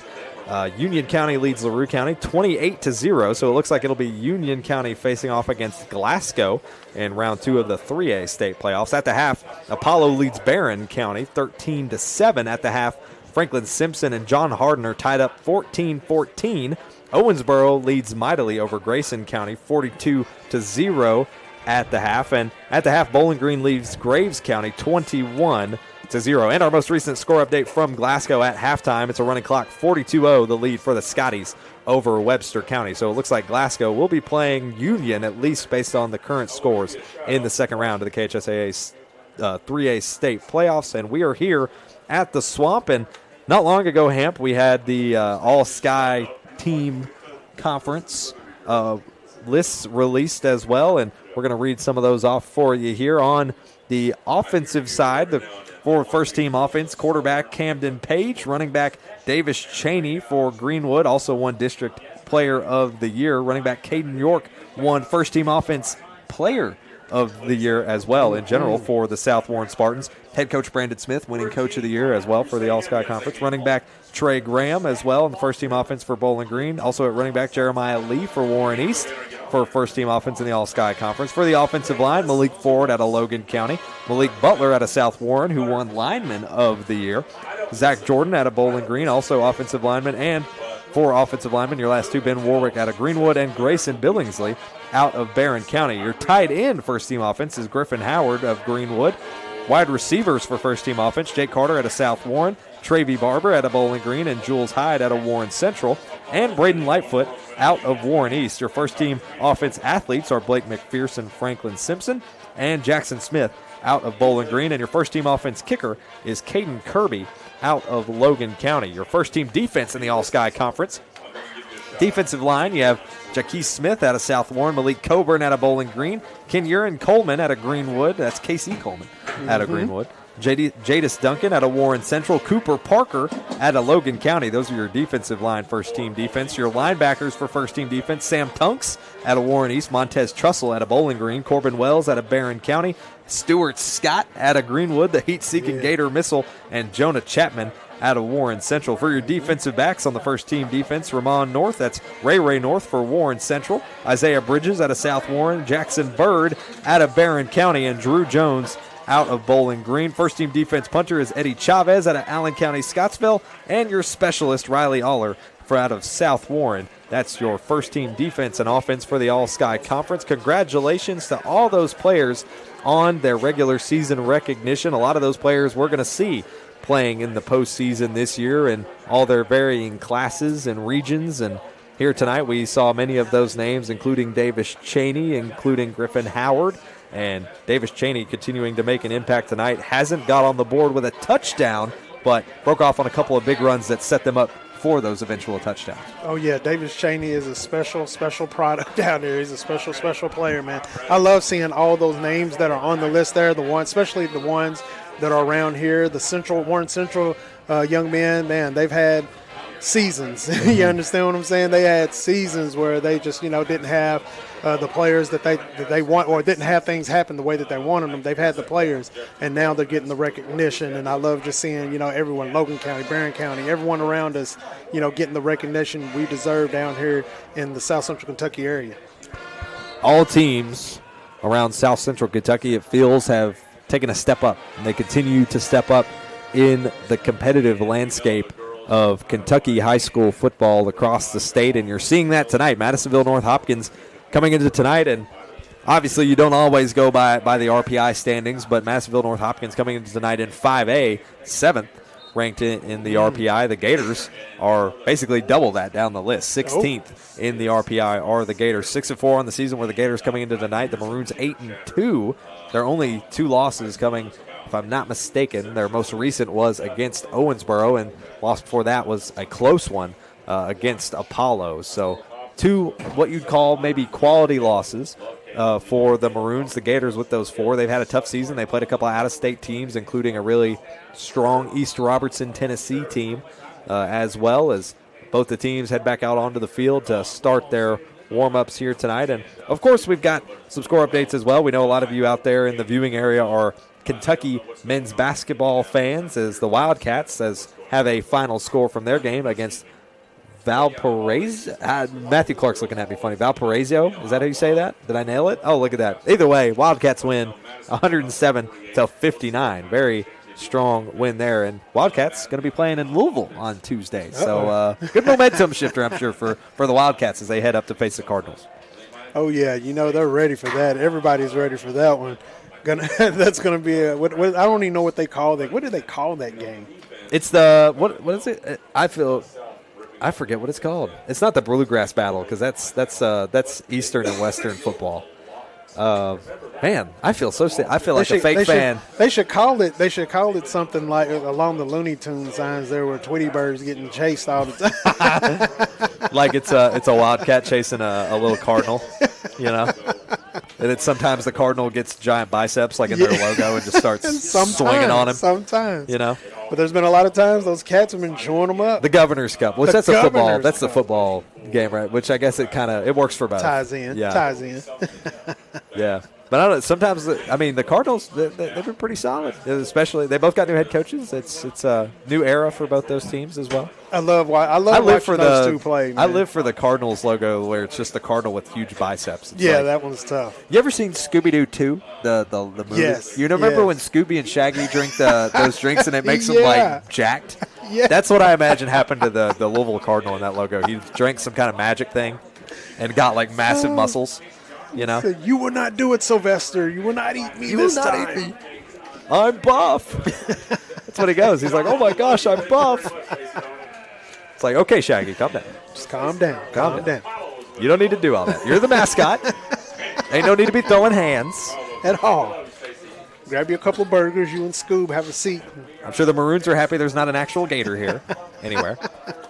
We're far from some gators, I'm sure. We're pretty far from any kind of alligators here in Kentucky. Second half underway, and we're going to trip this one up and around as the Gators will scoop it up. Looks like, I believe that was Eisenhower who scooped it in. No, that was actually Malik Shello, the freshman, and quick thinking, drops where he stands, and Gators will have the football from their own 43-yard line.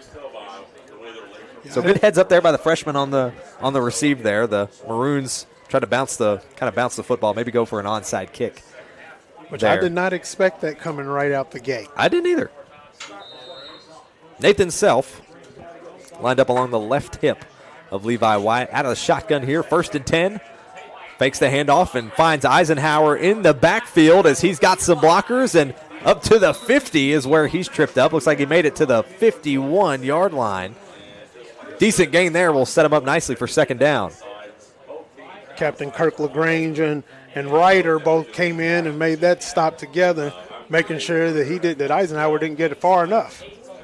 8-yard gain on the run there for Eisenhower on the pitch to the backfield from Levi Wyatt. Sets him up for 2nd and 8, or 2nd and 2. Levi Wyatt again out of the shotgun. He'll have 2 receivers to the right side, 1 to the left. Here's the snap, a handoff to Cheney, who's slicing and dicing his way. Look at the quick step past the 1st down marker. Stays in bounds past the 40-yard line before he's forced out. Man, gave a mean stiff arm. Gave a mean stiff arm to Clayton Gunkel. My goodness, Davis Cheney. His ability to sidestep and control the rhythm is second to none, it seems like. He's so quick, so smart on his feet. Before you know it, you'll catch him darting in either direction.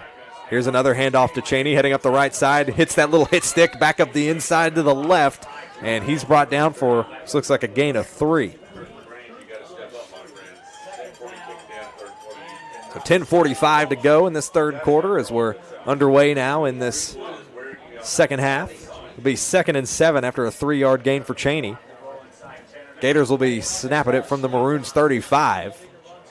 Continuing to roll this momentum from a 2-score game. Gators lead 21-10. They're wearing their home greens, dark greens with yellow numbers and white helmets with that G logo on top. Maroons wearing their away whites and their maroon helmets. Here's Levi Wyatt on the QB keeper. He runs it up the middle, gets past the 30.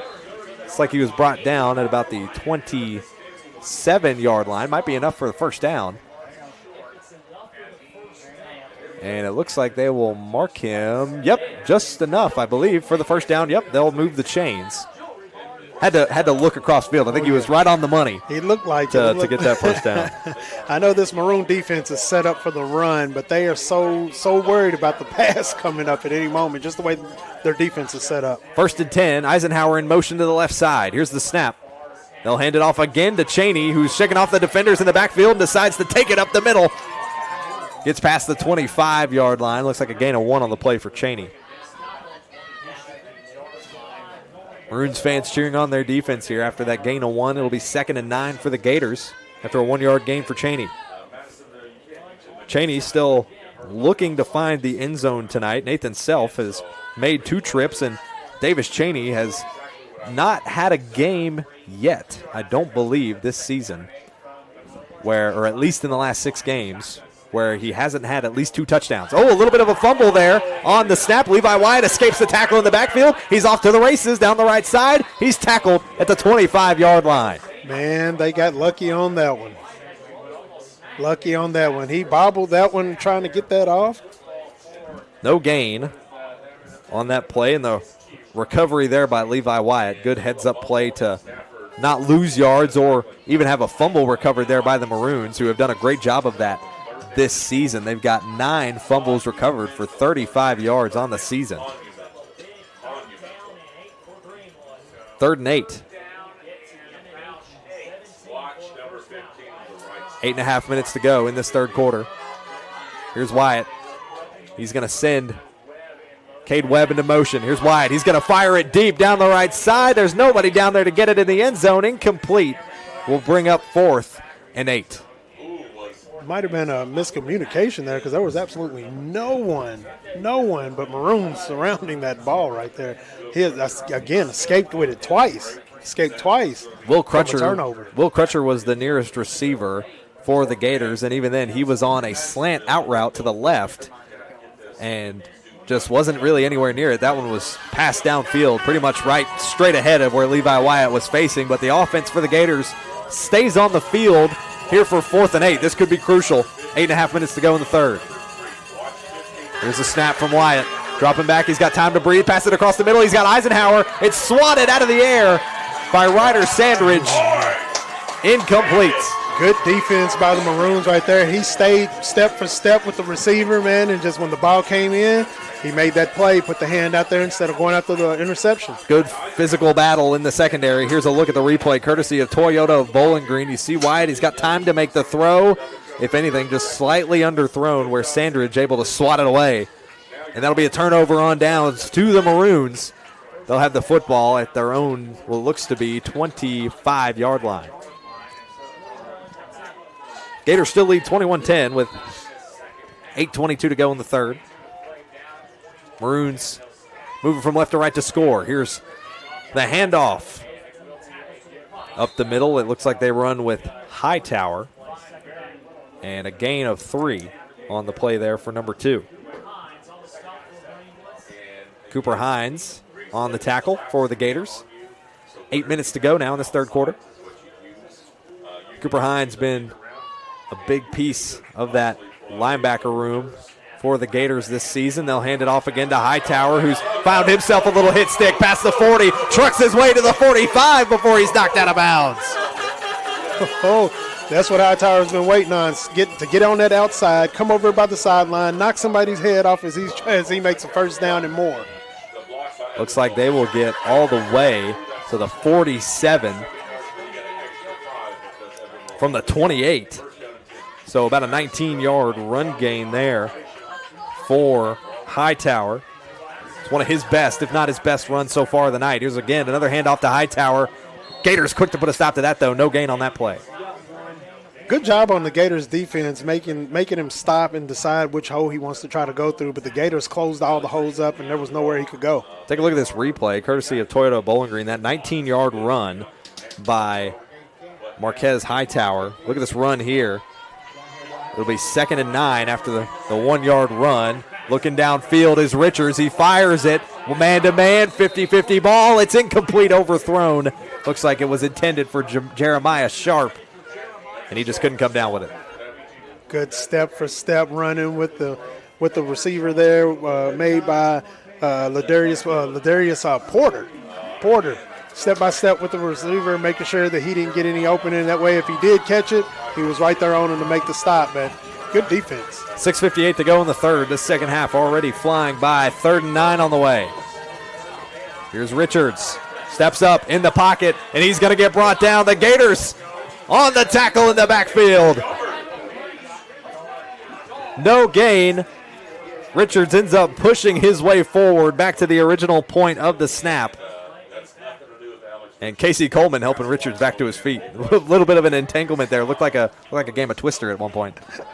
And it did. It definitely did. But good job by the defense right there, because quarterback slipped. Richards slipped on him. If he wouldn't have slipped, caught himself, got back up, tried to get the ball off, but there was nothing he could do at that time. Gators were closed in. Inside 6.5 minutes to go here in the third quarter. Noah Mays out there to punt it away. 4th and 9. Here's the snap. Mays going for the punt. Nearly gets blocked, but he gets it off in time. Self scoops it up at the 15, and they'll wave off the reception there, does Nathan Self. And the Gators offense will head back out onto the field with 6:03 to go here in the third. And as they do, we'll step aside briefly here on your Don Franklin Bowling Green Kia Game of the Week on the 7 Mountain Sports Network. Gear up for spooktacular savings at Don Franklin Kia during the Kia Fall Savings Event. Qualified buyers can get up to $6,000 off MSRP on 2025 Kia Sorento models, or up to $4,000 off MSRP on 2025 Kia K5 models. Treat yourself to thrilling deals at Don Franklin Kia, driven by family. Gear up for spooktacular savings at Don Franklin Kia during the Kia Fall Savings Event. Qualified buyers can get up to $6,000 off MSRP on 2025 Kia Sorento models, or up to $4,000 off MSRP on 2025 Kia K5 models. Treat yourself to thrilling deals at Don Franklin Kia, driven by family. Welcome you back. It was a short gain of 1 on the run for Nathan Self. That's all you missed here on our coverage, as it'll now be 2nd and 9 for the Gators. Back in their own territory, I believe, Hamp, this is maybe the worst field position the Gators have started with all night on an offensive drive. The whole game, this is as far back as they've been on their side of the field. 5.5 minutes to go here in the third. Levi Wyatt lining up out of the shotgun. 2 receivers to the left side, 1 to the right. Here's the handoff to Self, who's tackled in the backfield quickly. No gain on that play. Good defense by the Maroons. The Maroons see what Self can do, and so they're trying to self-contain him right now, making sure that he doesn't go anywhere. Trying to shift out the system is head coach Will Howard. You're seeing that rotation of Davis Cheney and Nathan Self in the backfield. Currently it's Self. Cheney basically acting as a blocking back there on the right side of the line. Inside 5 minutes to go here. In motion is Eisenhower to the left. Here's the handoff, the pitch, back inside to Cheney. And he heads up the middle, and he's got breathing room, drags the defender with him, tries to shake him off his leg, gets past the 30, and that's good enough for a blowout Coe first down. Strong effort there by the Cheney train, who was dragging some extra cargo.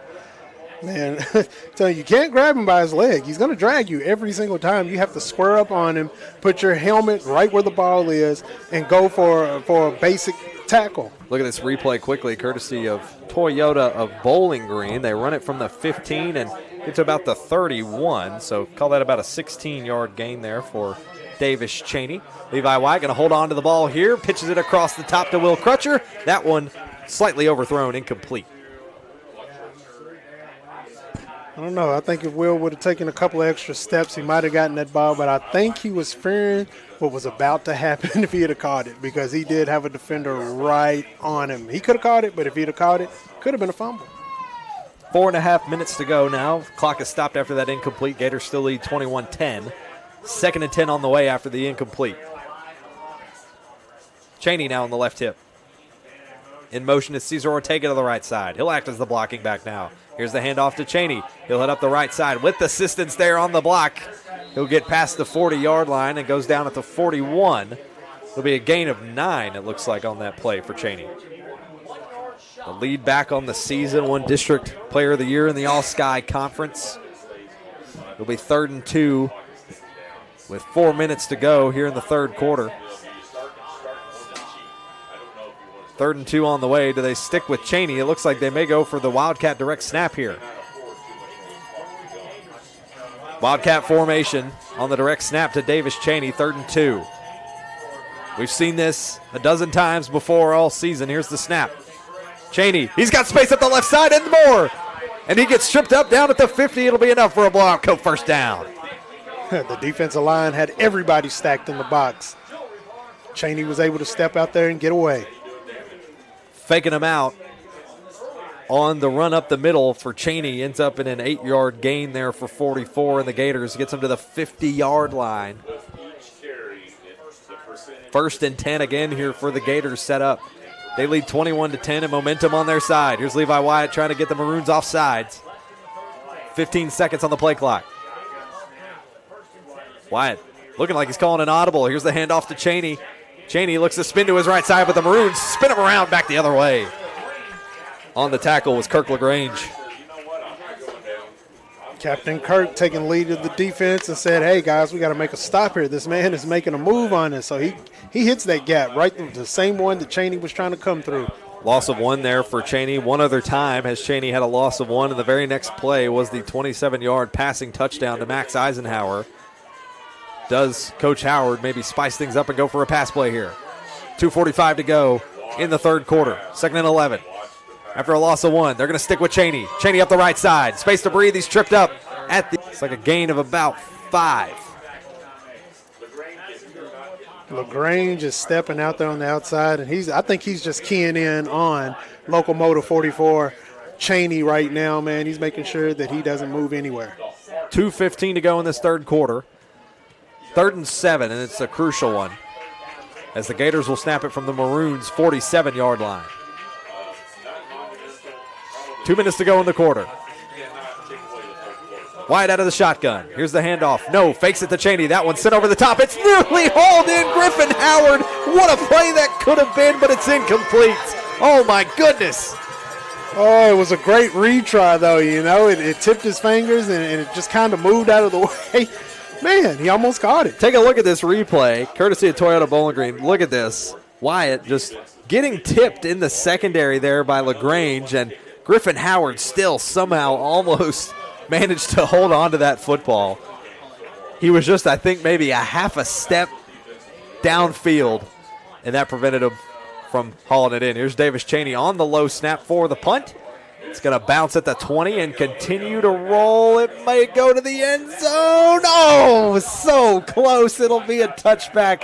The Gators almost got there in time to trap the Maroons at their own 1. Centimeters. I'm not even going to give them inches. Centimeters. Man, it was close. We're going to take a look at it again here. I mean, back-to-back replays of stuff that was so close for the Gators here. Look at the punt from Cheney. Downfield it goes. It bounces first at the 20. Continues to bounce.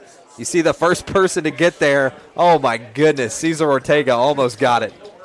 He got a finger on it right as it rolled across the end zone marker. Oh, so close. Got to be quicker than that. 1st and 10, 1:57 to go in the third. Here's the pitch off to the right side to Hightower. Stopped quickly in the backfield. Stewart Scott, the heat-seeking missile. Man, he was on him right there in the backfield, ready to get him. 1:45 to go now in the third quarter. Clock still running. It's a loss of 2 on the run there for Hightower. 2nd and 12, it'll be on the way. The Maroons snapping it from their own 18.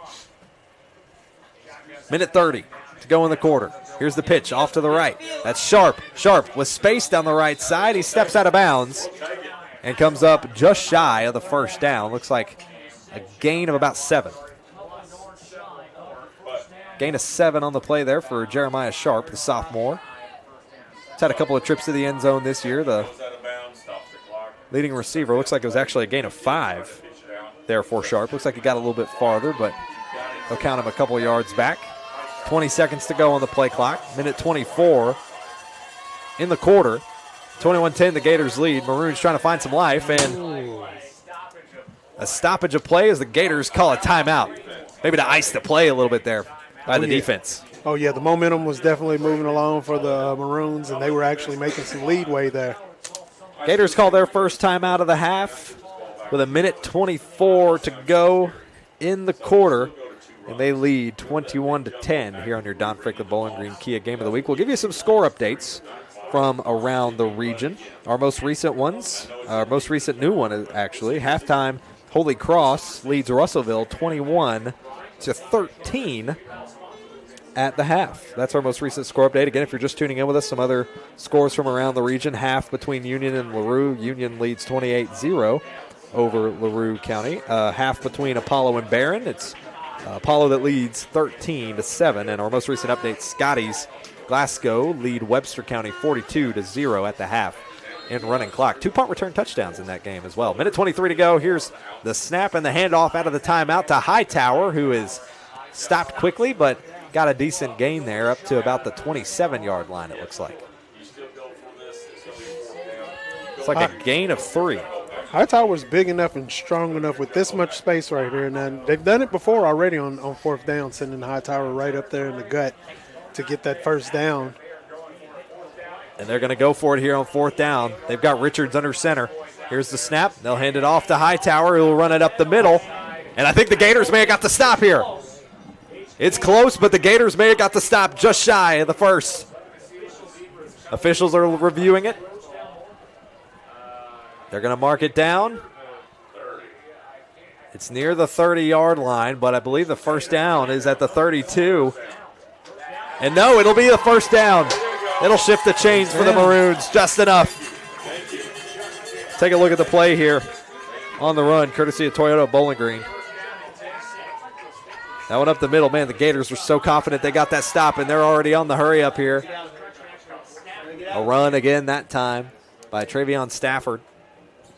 He's got the only touchdown so far the night for the Maroons. Was a 19-yard run. He's now set in the backfield. 18 seconds to go here in the third quarter. Maroons are going to have one try to get off a play. Richards under center. 10 seconds to go. In motion to the left. 6 seconds to go. Handoff here to Hightower. No. Stafford in the backfield. And the Gators stuff him quickly. And that will end the third quarter. Frustration on this side of the field as the third quarter comes to an end for the Maroons, and the Gators stay out front 21-10 to end this third quarter.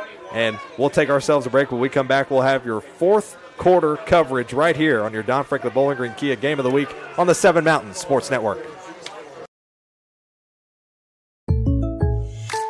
With State Farm Home Insurance, you can get the help you need from a local agent if things get complicated, and from our easy-to-use app whenever you need it.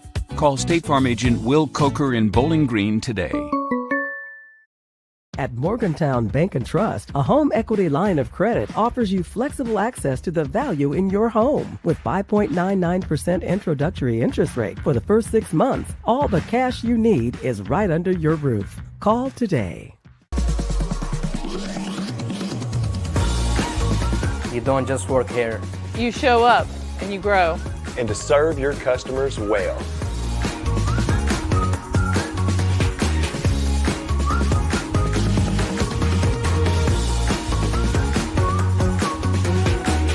We're not just selling cars, we're selling careers and relationships.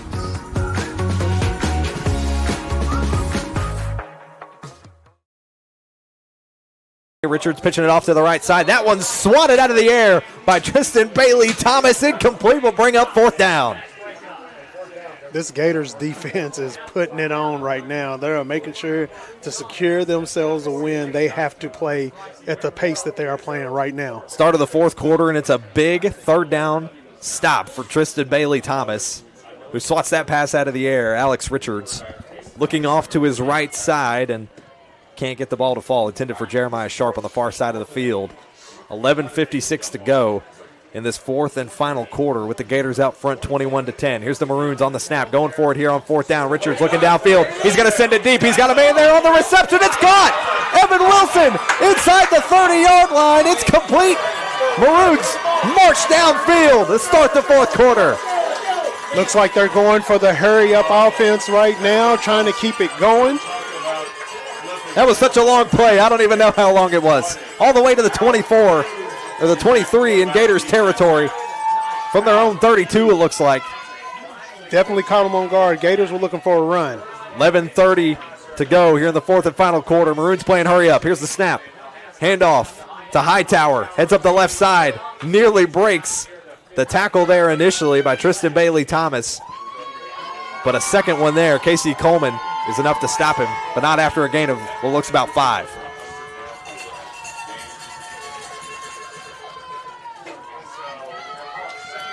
The Maroons are on their way, man. The Gators, they had a stop there, but they were looking for that run is what they were looking for, and they caught them off guard with that pass. Gain of 6 by Marquez Hightower. 11 minutes to go here in the 4th quarter. Here's the QB keeper. Running up the middle is Richards. Gators meet him past the 1st down marker. And it looks like they'll come up either just shy or just enough for the 1st down. I think that will be enough for 1st and 11, 1st and 10, and it will be. That'll shift the chains for a blowout Cove 1st down. That'll put the Maroons at the Gators 11, so they could even have a chance to get another 1st down here. 1st and 10 from the 11. Here's a snap. Hand it off to Stafford. He's got space. Trucking several Gators into the end zone. Touchdown, Madisonville-North Hopkins. They get back within a score. Stafford is a big fella. He's a bus. He reminds me of the bus going through there. Look at this replay courtesy of Toyota of Bowling Green. Stafford gets the handoff, loses one in the backfield, loses one past the line, and drags another into the end zone for the Edmonton State Bank touchdown. Maroons add 6. That's Jerome Bettis right there. And it looks here they're going to go for 2. Here's the handoff again to Stafford. Trying to punch his way into the end zone for 2. And he got it. 2 points on the board for the Maroons. 21-18 the score with the Gators out front. But the Maroons are back within 3.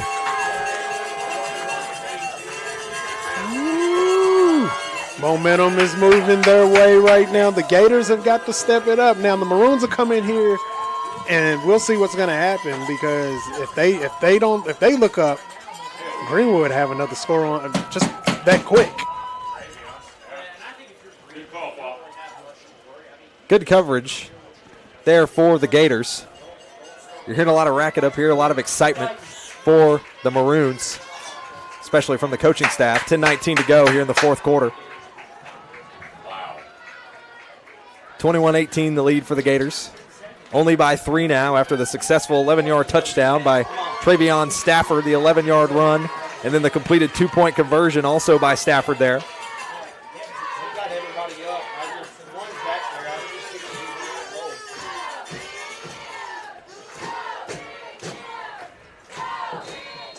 Greenwood set up as if they're waiting for the onside kick.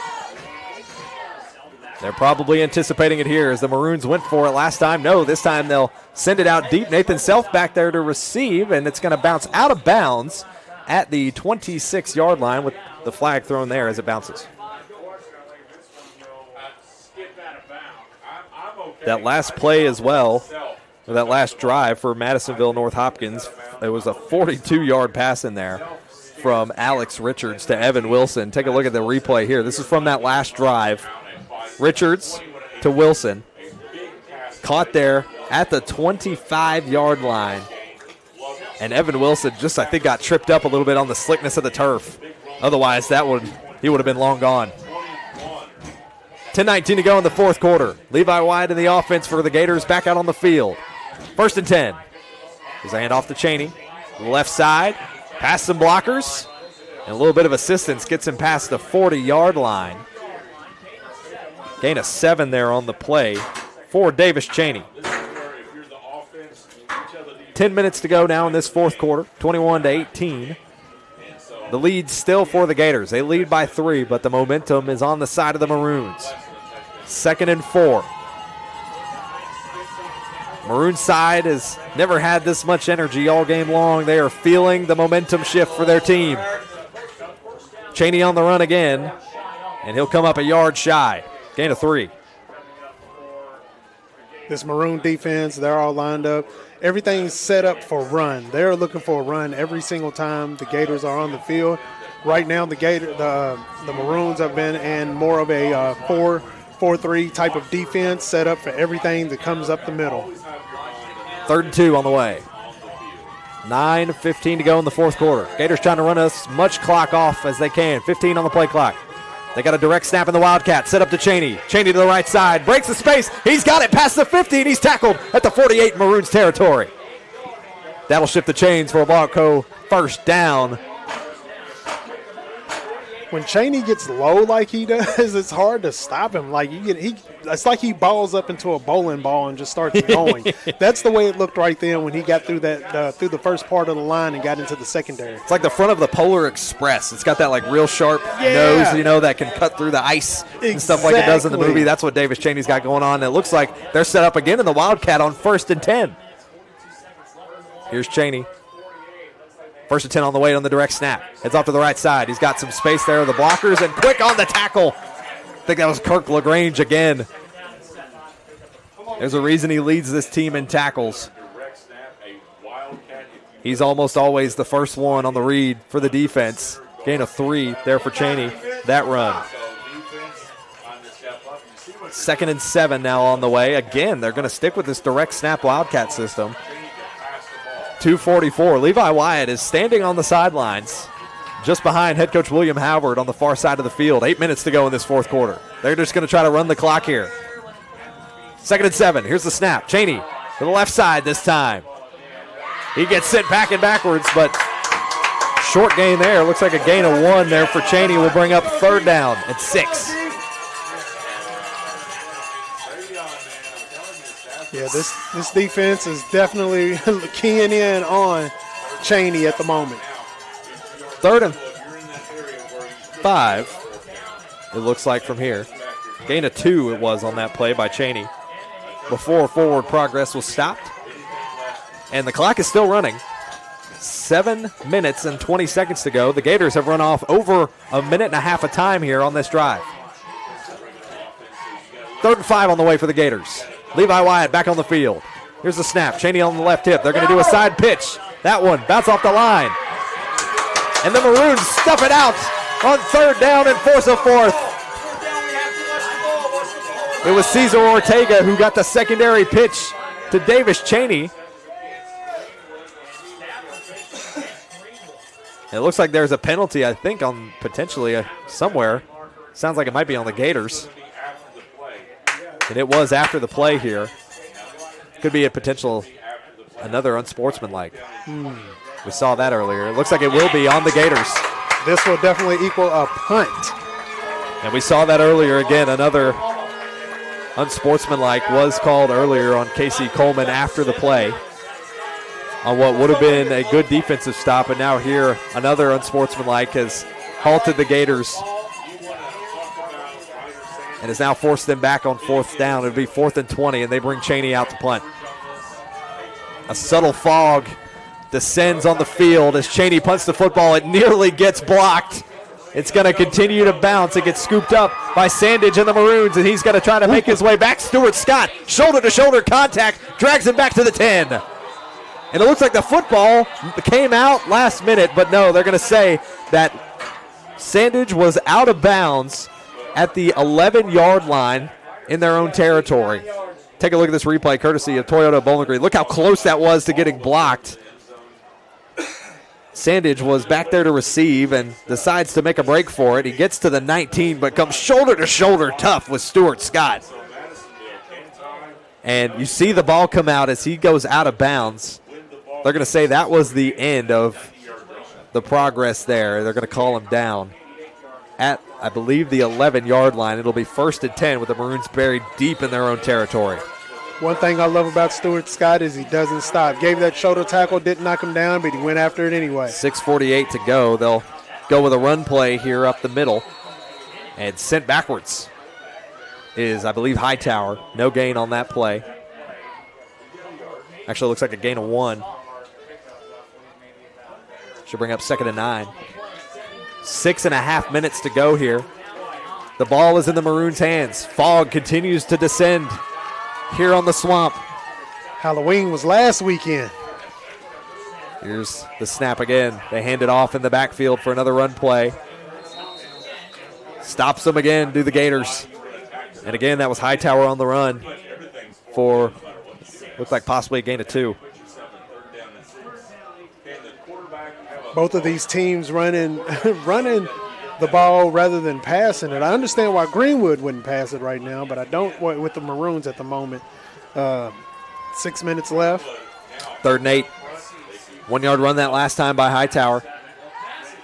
Passing it here off to the right side, and quickly on the stop. You already know who it is. Stuart Scott locking him down. I'm glad you can see it through that fog because there is a strange patch right there on that side of the field between the 20 and the 10. No gain, and that stop. 5 minutes and 20 seconds to go in this 4th and final quarter, and it was a 3rd down stop the Gators so desperately needed as they force 4th and 8. Clock still winding down as well. 5 minutes and 8 seconds left in this regulation. Might potentially go for a fake punt here of some kind, or no, they're going to choose to punt it away from their own 2-yard line. This one's going to rainbow shot up and land at the 48. They're going to let it bounce, and it lands at the 39-yard line. With 4:46 to go in regulation, the Gators offense will head onto the field from their own 39. And they lead by 3, 21-18. The Gators still hold on to it. What a crucial 3rd down stop that was for Greenwood. Oh, that was absolutely great stop for Greenwood. Both defenses made great stops on both sides of the ball right then. Too bad the Maroons just didn't take advantage of that, of having the momentum, making that stop. Now Greenwood's got a chance to go down the field, make another touchdown, and then try to run the clock down. They're going to try to run that time down. 4:46 to go. The clock is stopped. It'll start going here off the snap. 1st and 10, hand off to Self. Self, hit stick, left, now back right, now back up the middle, past the 45 to the 48-yard line for number 1. Telling y'all, if you ever seen the game Centipede, if you haven't, go look it up on YouTube, and I swear to you, it will have Self as the centipede.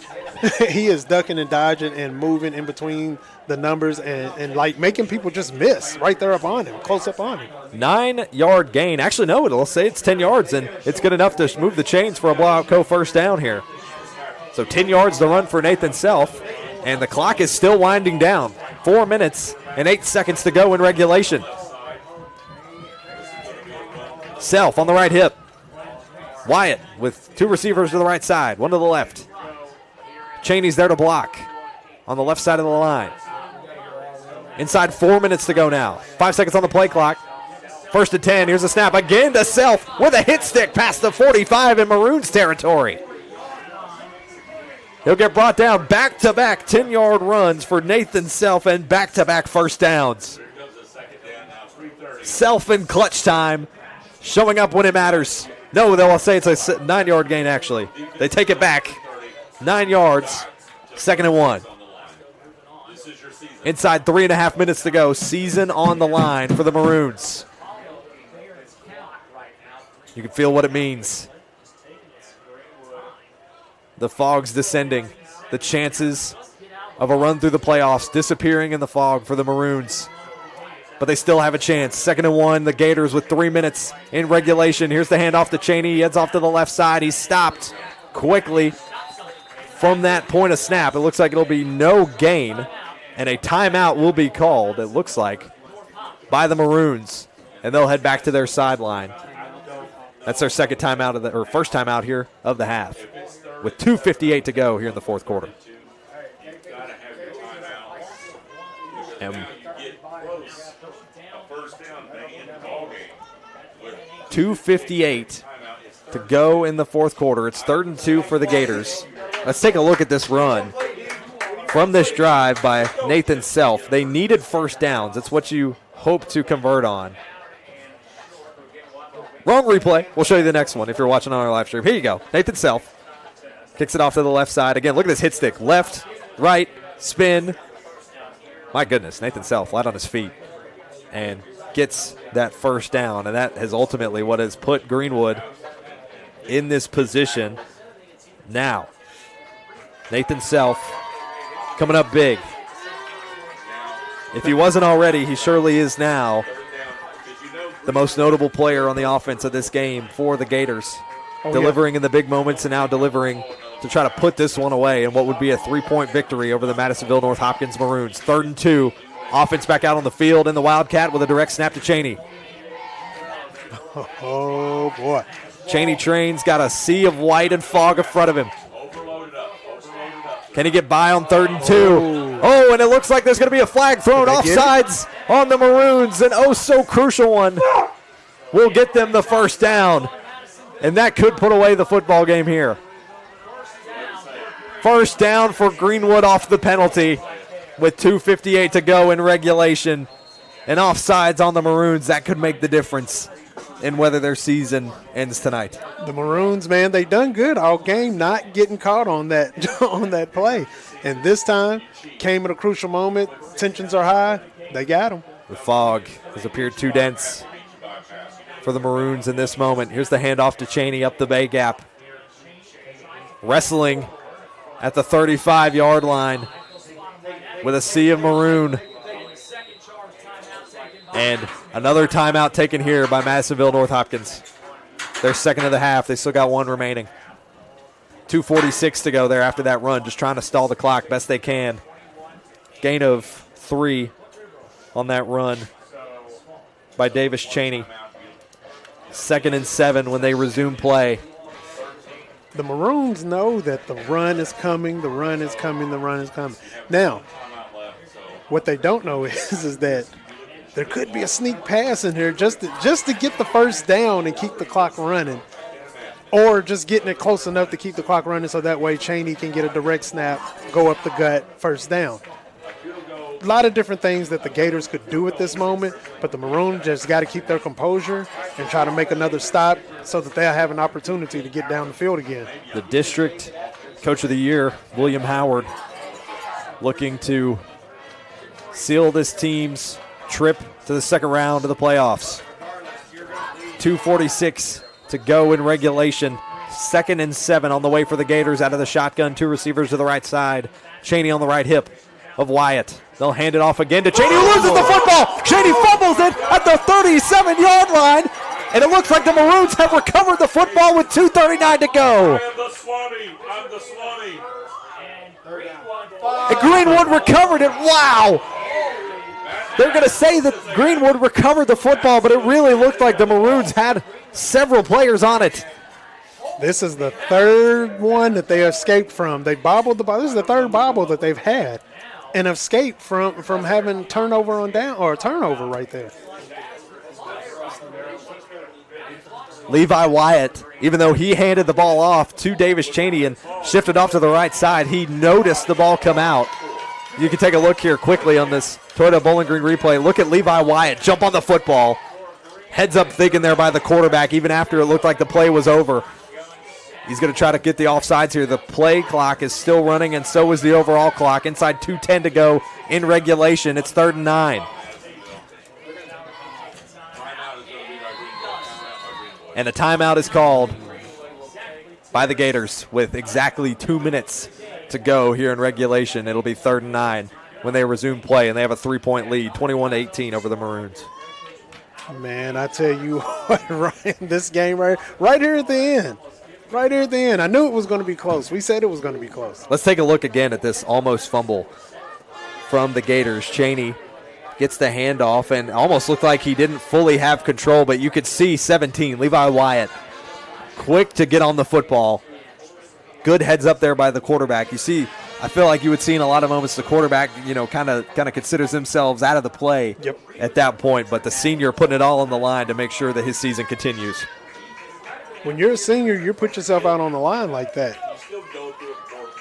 Score updates around the region. Final score between Glasgow and Webster County. Glasgow moves on 56-0. The final score. I want to say that's the 3rd shutout of Glasgow's season. Into 3rd quarter, Apollo leads Barron 19-7. And final, Owensboro beats Grayson County 61-7. Final, Bowling Green 42-0 over Graves County. Into 3, Franklin Simpson leads John Hardin 28-21. Those are your score updates around the region. Here at the Swamp, Gators lead 21-18 over the Madisonville-North Hopkins Maroons with 2 minutes to go in regulation, and they have control of the football, 3rd and 9.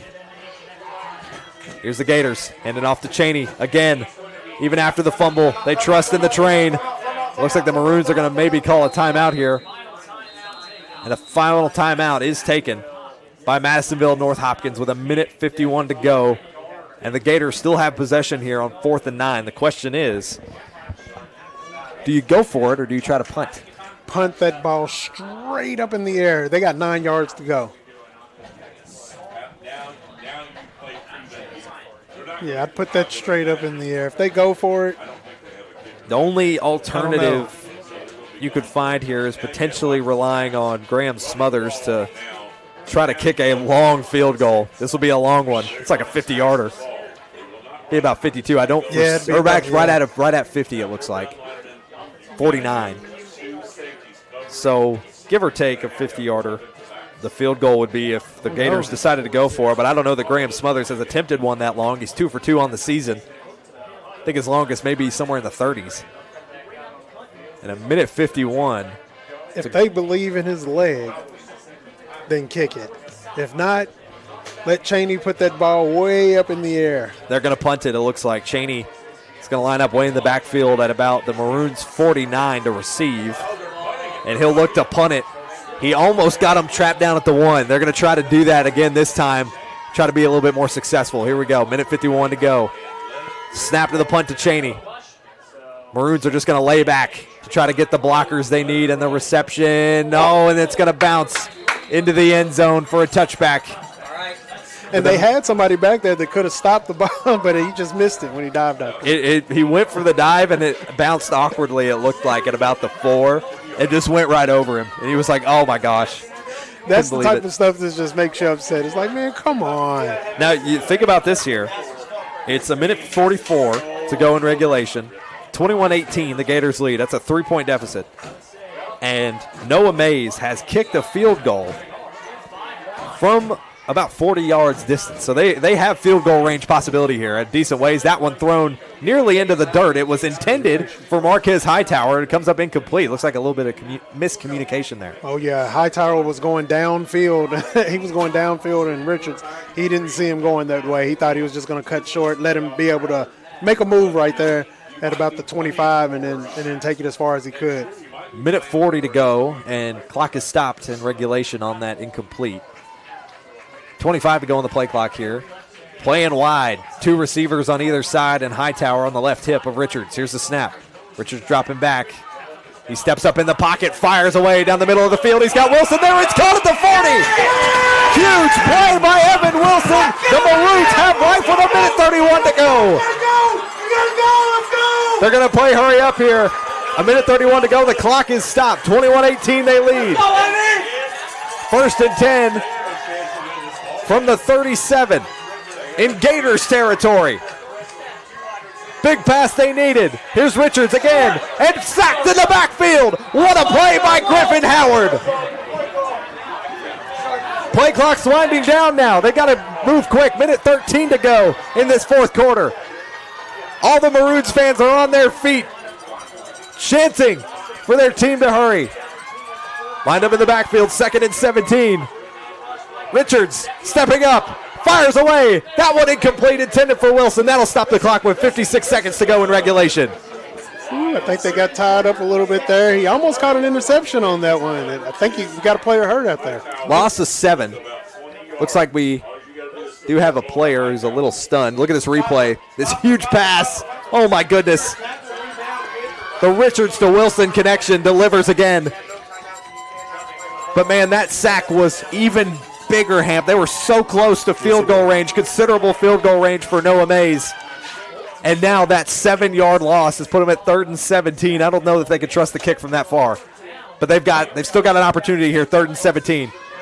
They definitely have an opportunity, but if Howard comes through like he did that last time off the edge, man, coming around there and making that sack like was needed, absolutely needed at that time to make sure the Maroons doesn't get any closer than they can. I mean, look at Griffin Howard. I mean, it was like he shot out of a cannon.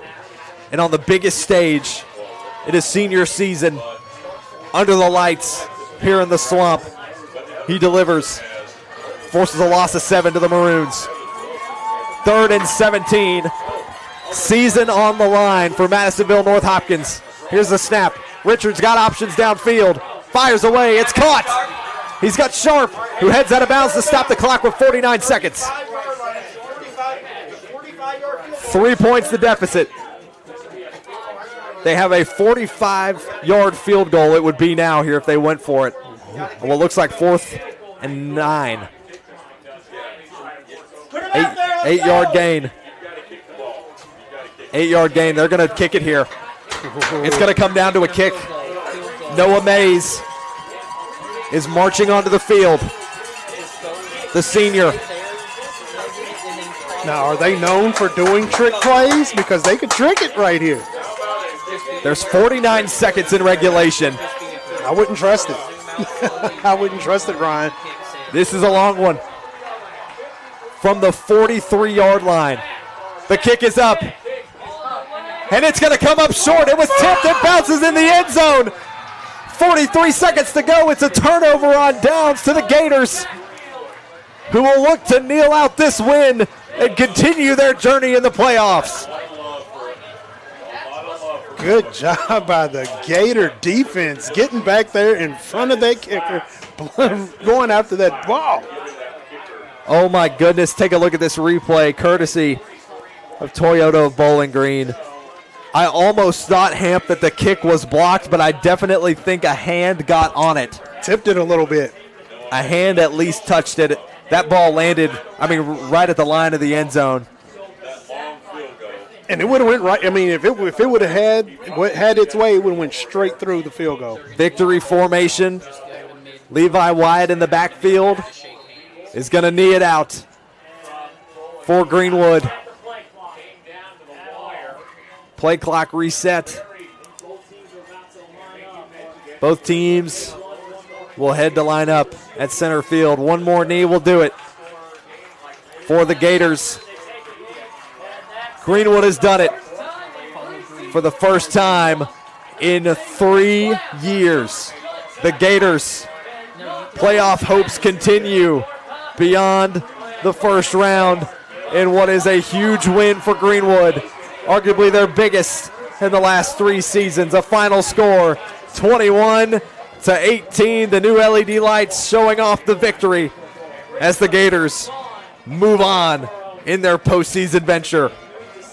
8th season for head coach William Howard, the district coach of the year. And what a clutch moment, a clutch 4th quarter for the Gators, even when the momentum seemed to shift away from their side. Their season will continue. We'll step aside. When we come back, we'll have our post-game coverage right here as the Gators take the win 21-18 on your Don Franklin Bowling Green Kia Game of the Week on the Seven Mountains Sports Network. At Morgantown Bank and Trust, a home equity line of credit offers you flexible access to the value in your home. With 5.99% introductory interest rate for the first 6 months, all the cash you need is right under your roof. Call today.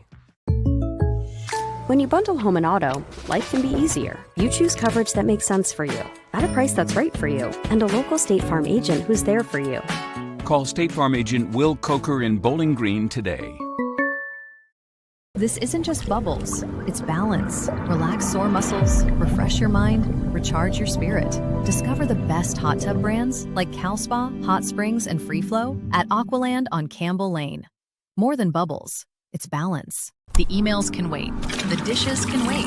Life feels better when you press pause. Find your escape with the top hot tub brands like Cal Spa, Hot Springs, and Free Flow. Available locally at Aqualand on Campbell Lane. Your backyard getaway awaits. I want to buy this truck, man. This is perfect. It is a beautiful truck. Do you want to see the inside? Is it available?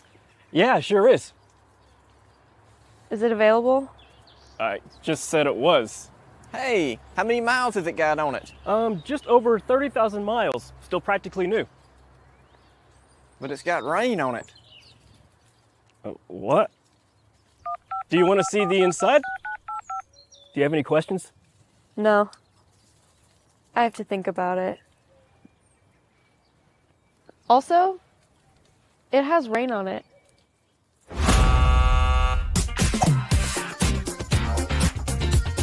Selling your car shouldn't be a pain. Bring your vehicle out to Toyota Bowling Green and we'll make sure you get taken care of.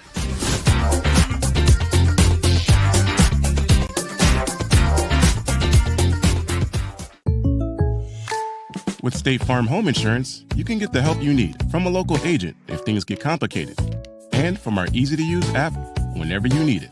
Call State Farm agent Will Coker in Bowling Green today.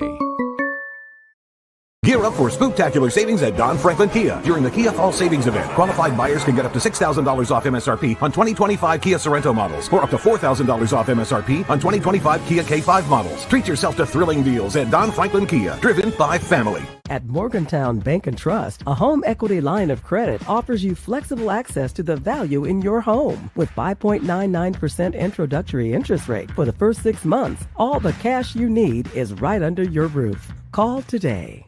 This isn't just bubbles, it's balance. Relax sore muscles, refresh your mind, recharge your spirit.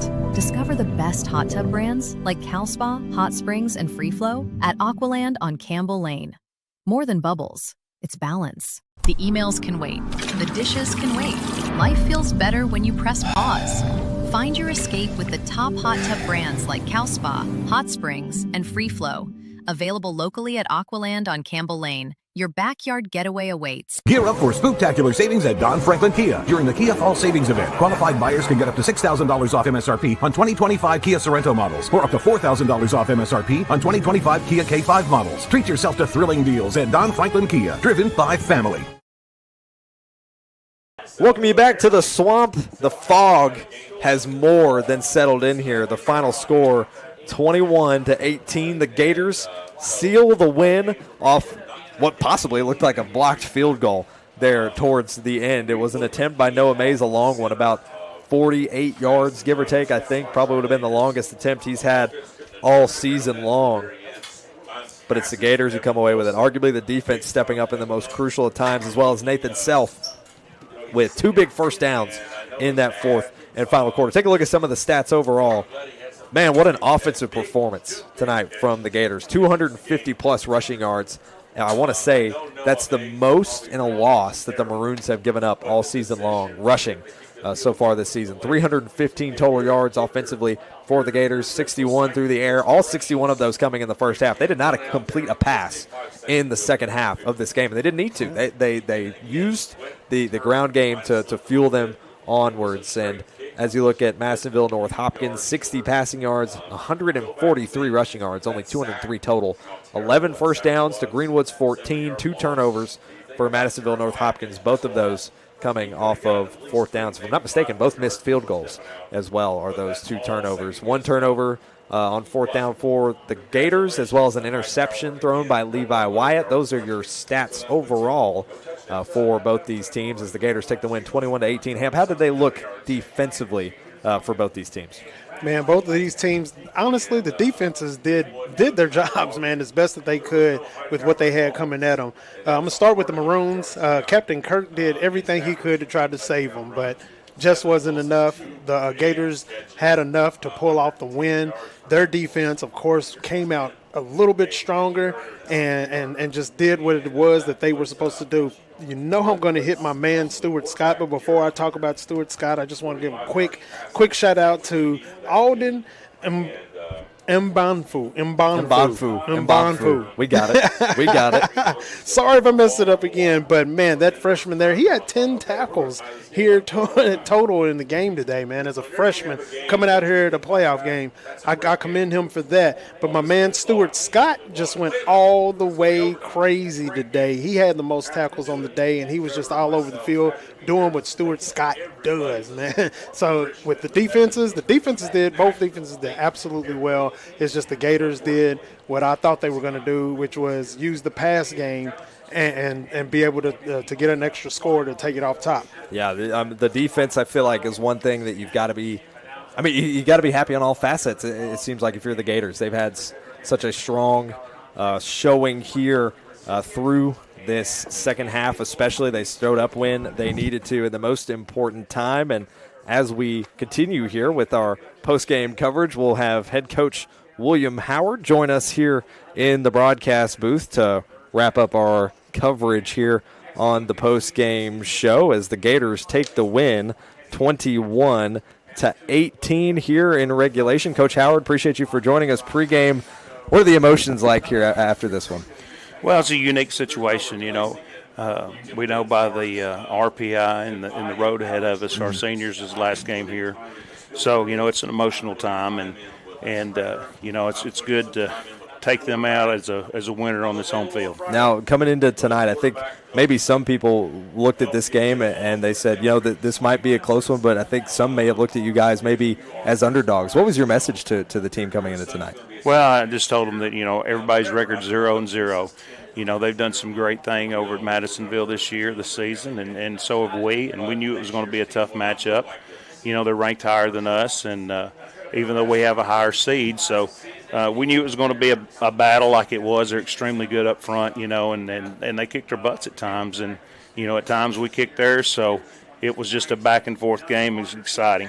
Now, especially in that fourth quarter, I think you had multiple guys you could mention that step up. Seen throughout the entire game, I think Nathan Self is probably one you got to give maybe a little bit of flowers to throughout the whole game, and especially there in that fourth quarter, getting you some first downs to run some clock down. Yeah, that was big for us. I wish we could have got one more and just finished it, but we weren't able to. We had a fumble in the backfield. I think if we made the right read on that one, I believe we would have got the first down. But, you know, we put the ball on the ground, and luckily we got it back and were able to punt down there and then hold them out defensively. Now, it looks like, at least based on our final scores here, you guys will be playing Owensboro. So how do you look ahead to that matchup? Is that something you worry about today, or maybe save that to tomorrow so you guys can soak in this win? Well, I think we'll soak this one in.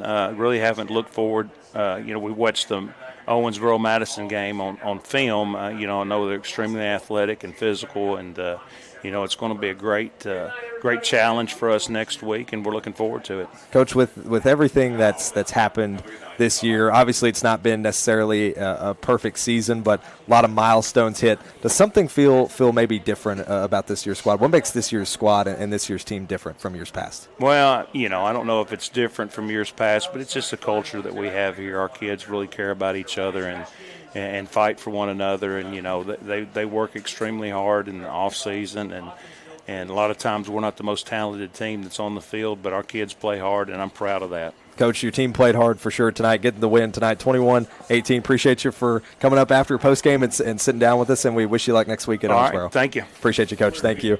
As Coach Howard steps aside from us here, we'll go ahead and step aside ourselves, and we'll have Hamp join us back at the table when we return from break, and we'll continue our post-game coverage right here from the Swamp on your Don Franklin Bowling Green Kia Game of the Week on the 7 Mountains Sports Network.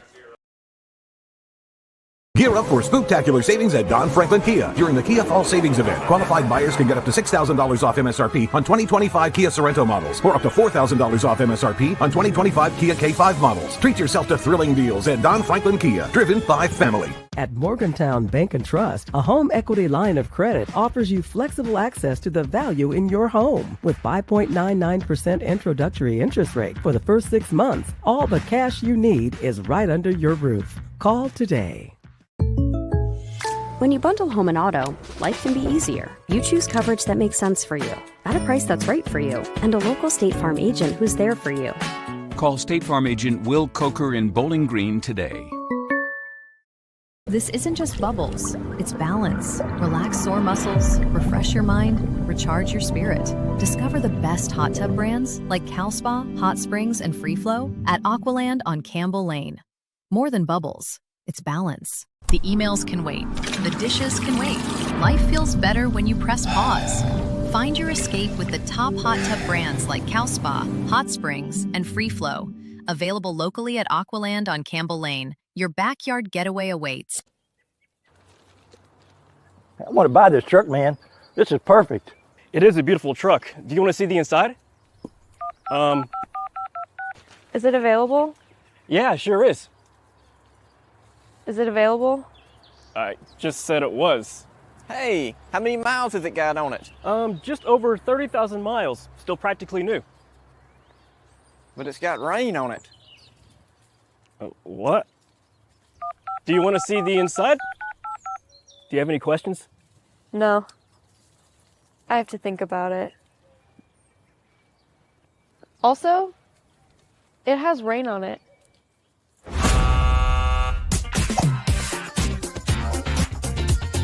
Selling your car shouldn't be a pain. Bring your vehicle out to Toyota Bowling Green and we'll make sure you get taken care of.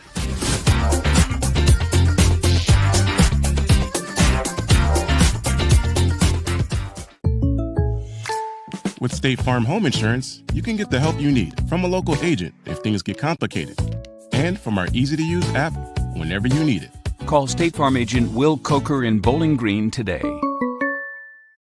At Morgantown Bank and Trust, a home equity line of credit offers you flexible access to the value in your home. With 5.99% introductory interest rate for the first 6 months, all the cash you need is right under your roof. Call today.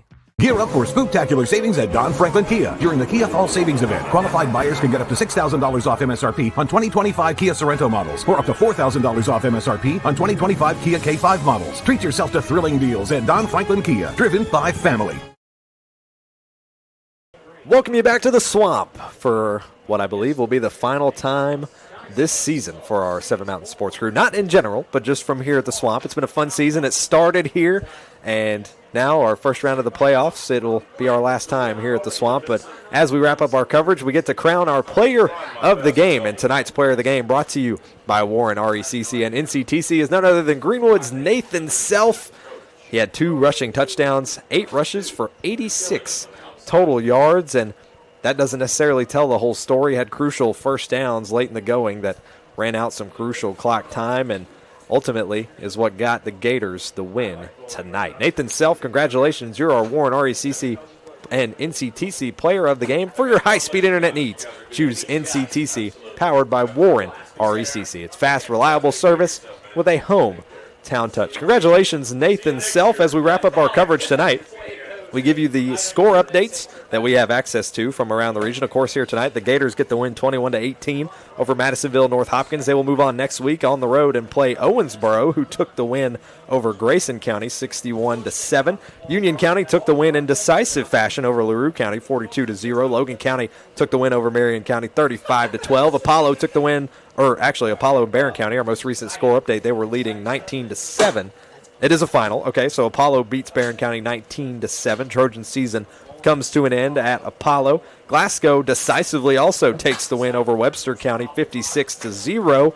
And Bowling Green just across town, a final score, decisive win there as well. The Purples win 42-0 over Grays County. Also, Franklin Simpson and John Harden still going at it late in the fourth quarter. Franklin Simpson leading 42-28 with about 3 minutes left to go as we wrap up our coverage tonight. This will be, I believe, the last time we see the Gators this season. What a fun time it's been covering this program. We appreciate Coach Howard for coming up and talking to us post-game. But, Hamp, any final thoughts as we wrap up our coverage here from the Swamp in 2025? Man, it's been absolutely amazing. I loved watching the improvements of the Gators, starting from where they started at and how the defense that come along and penalties, and then all of a sudden here we are. I mean, they cleaned all of that, cleaned it up mostly and everything. I just think nobody out there has anything to hang their hats over. Coach Price did a great job with this team. They did a great job tonight. I don't think they could have done anything any different.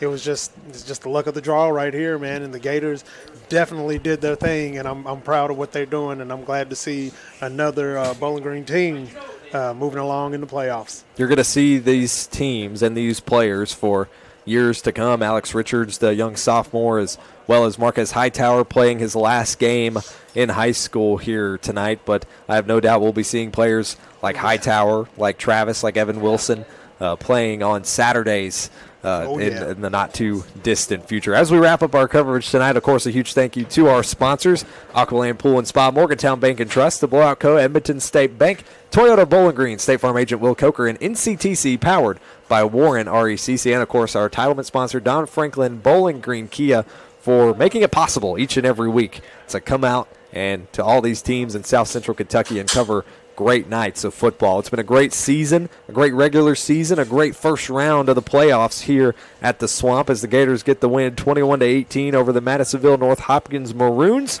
As we wrap up our coverage tonight, we remind you we will have another game broadcast next week. Stay tuned to our social media channels for what that game of the week will be. It will more than likely be here locally, and we'll take a look at that here over the rest of the weekend to figure out what that will be. So stay tuned to our social channels for that to find out where we'll be next week. Maybe we're coming to a school near you or to your school next week. We'll be on the lookout for it. As we wrap up our coverage, we also appreciate all of you watching at home, because it's not without you that we get to come out here each and every night and bring you the action from all these incredible athletes here in South Central Kentucky. For Big Hamp, Megan Geisler, and Matthew Clark, as well as our man Andy back at the station on the board, I'm Ryan Murphy signing off for now here on the Seven Mountains Sports Network from the Swamp as the Gators get the win 21-18 here at home and will advance in the 5A state playoffs. We'll see you next week on our Seven Mountains Sports Don Franklin Bowling Green Kia Game of the Week. Good night, everybody.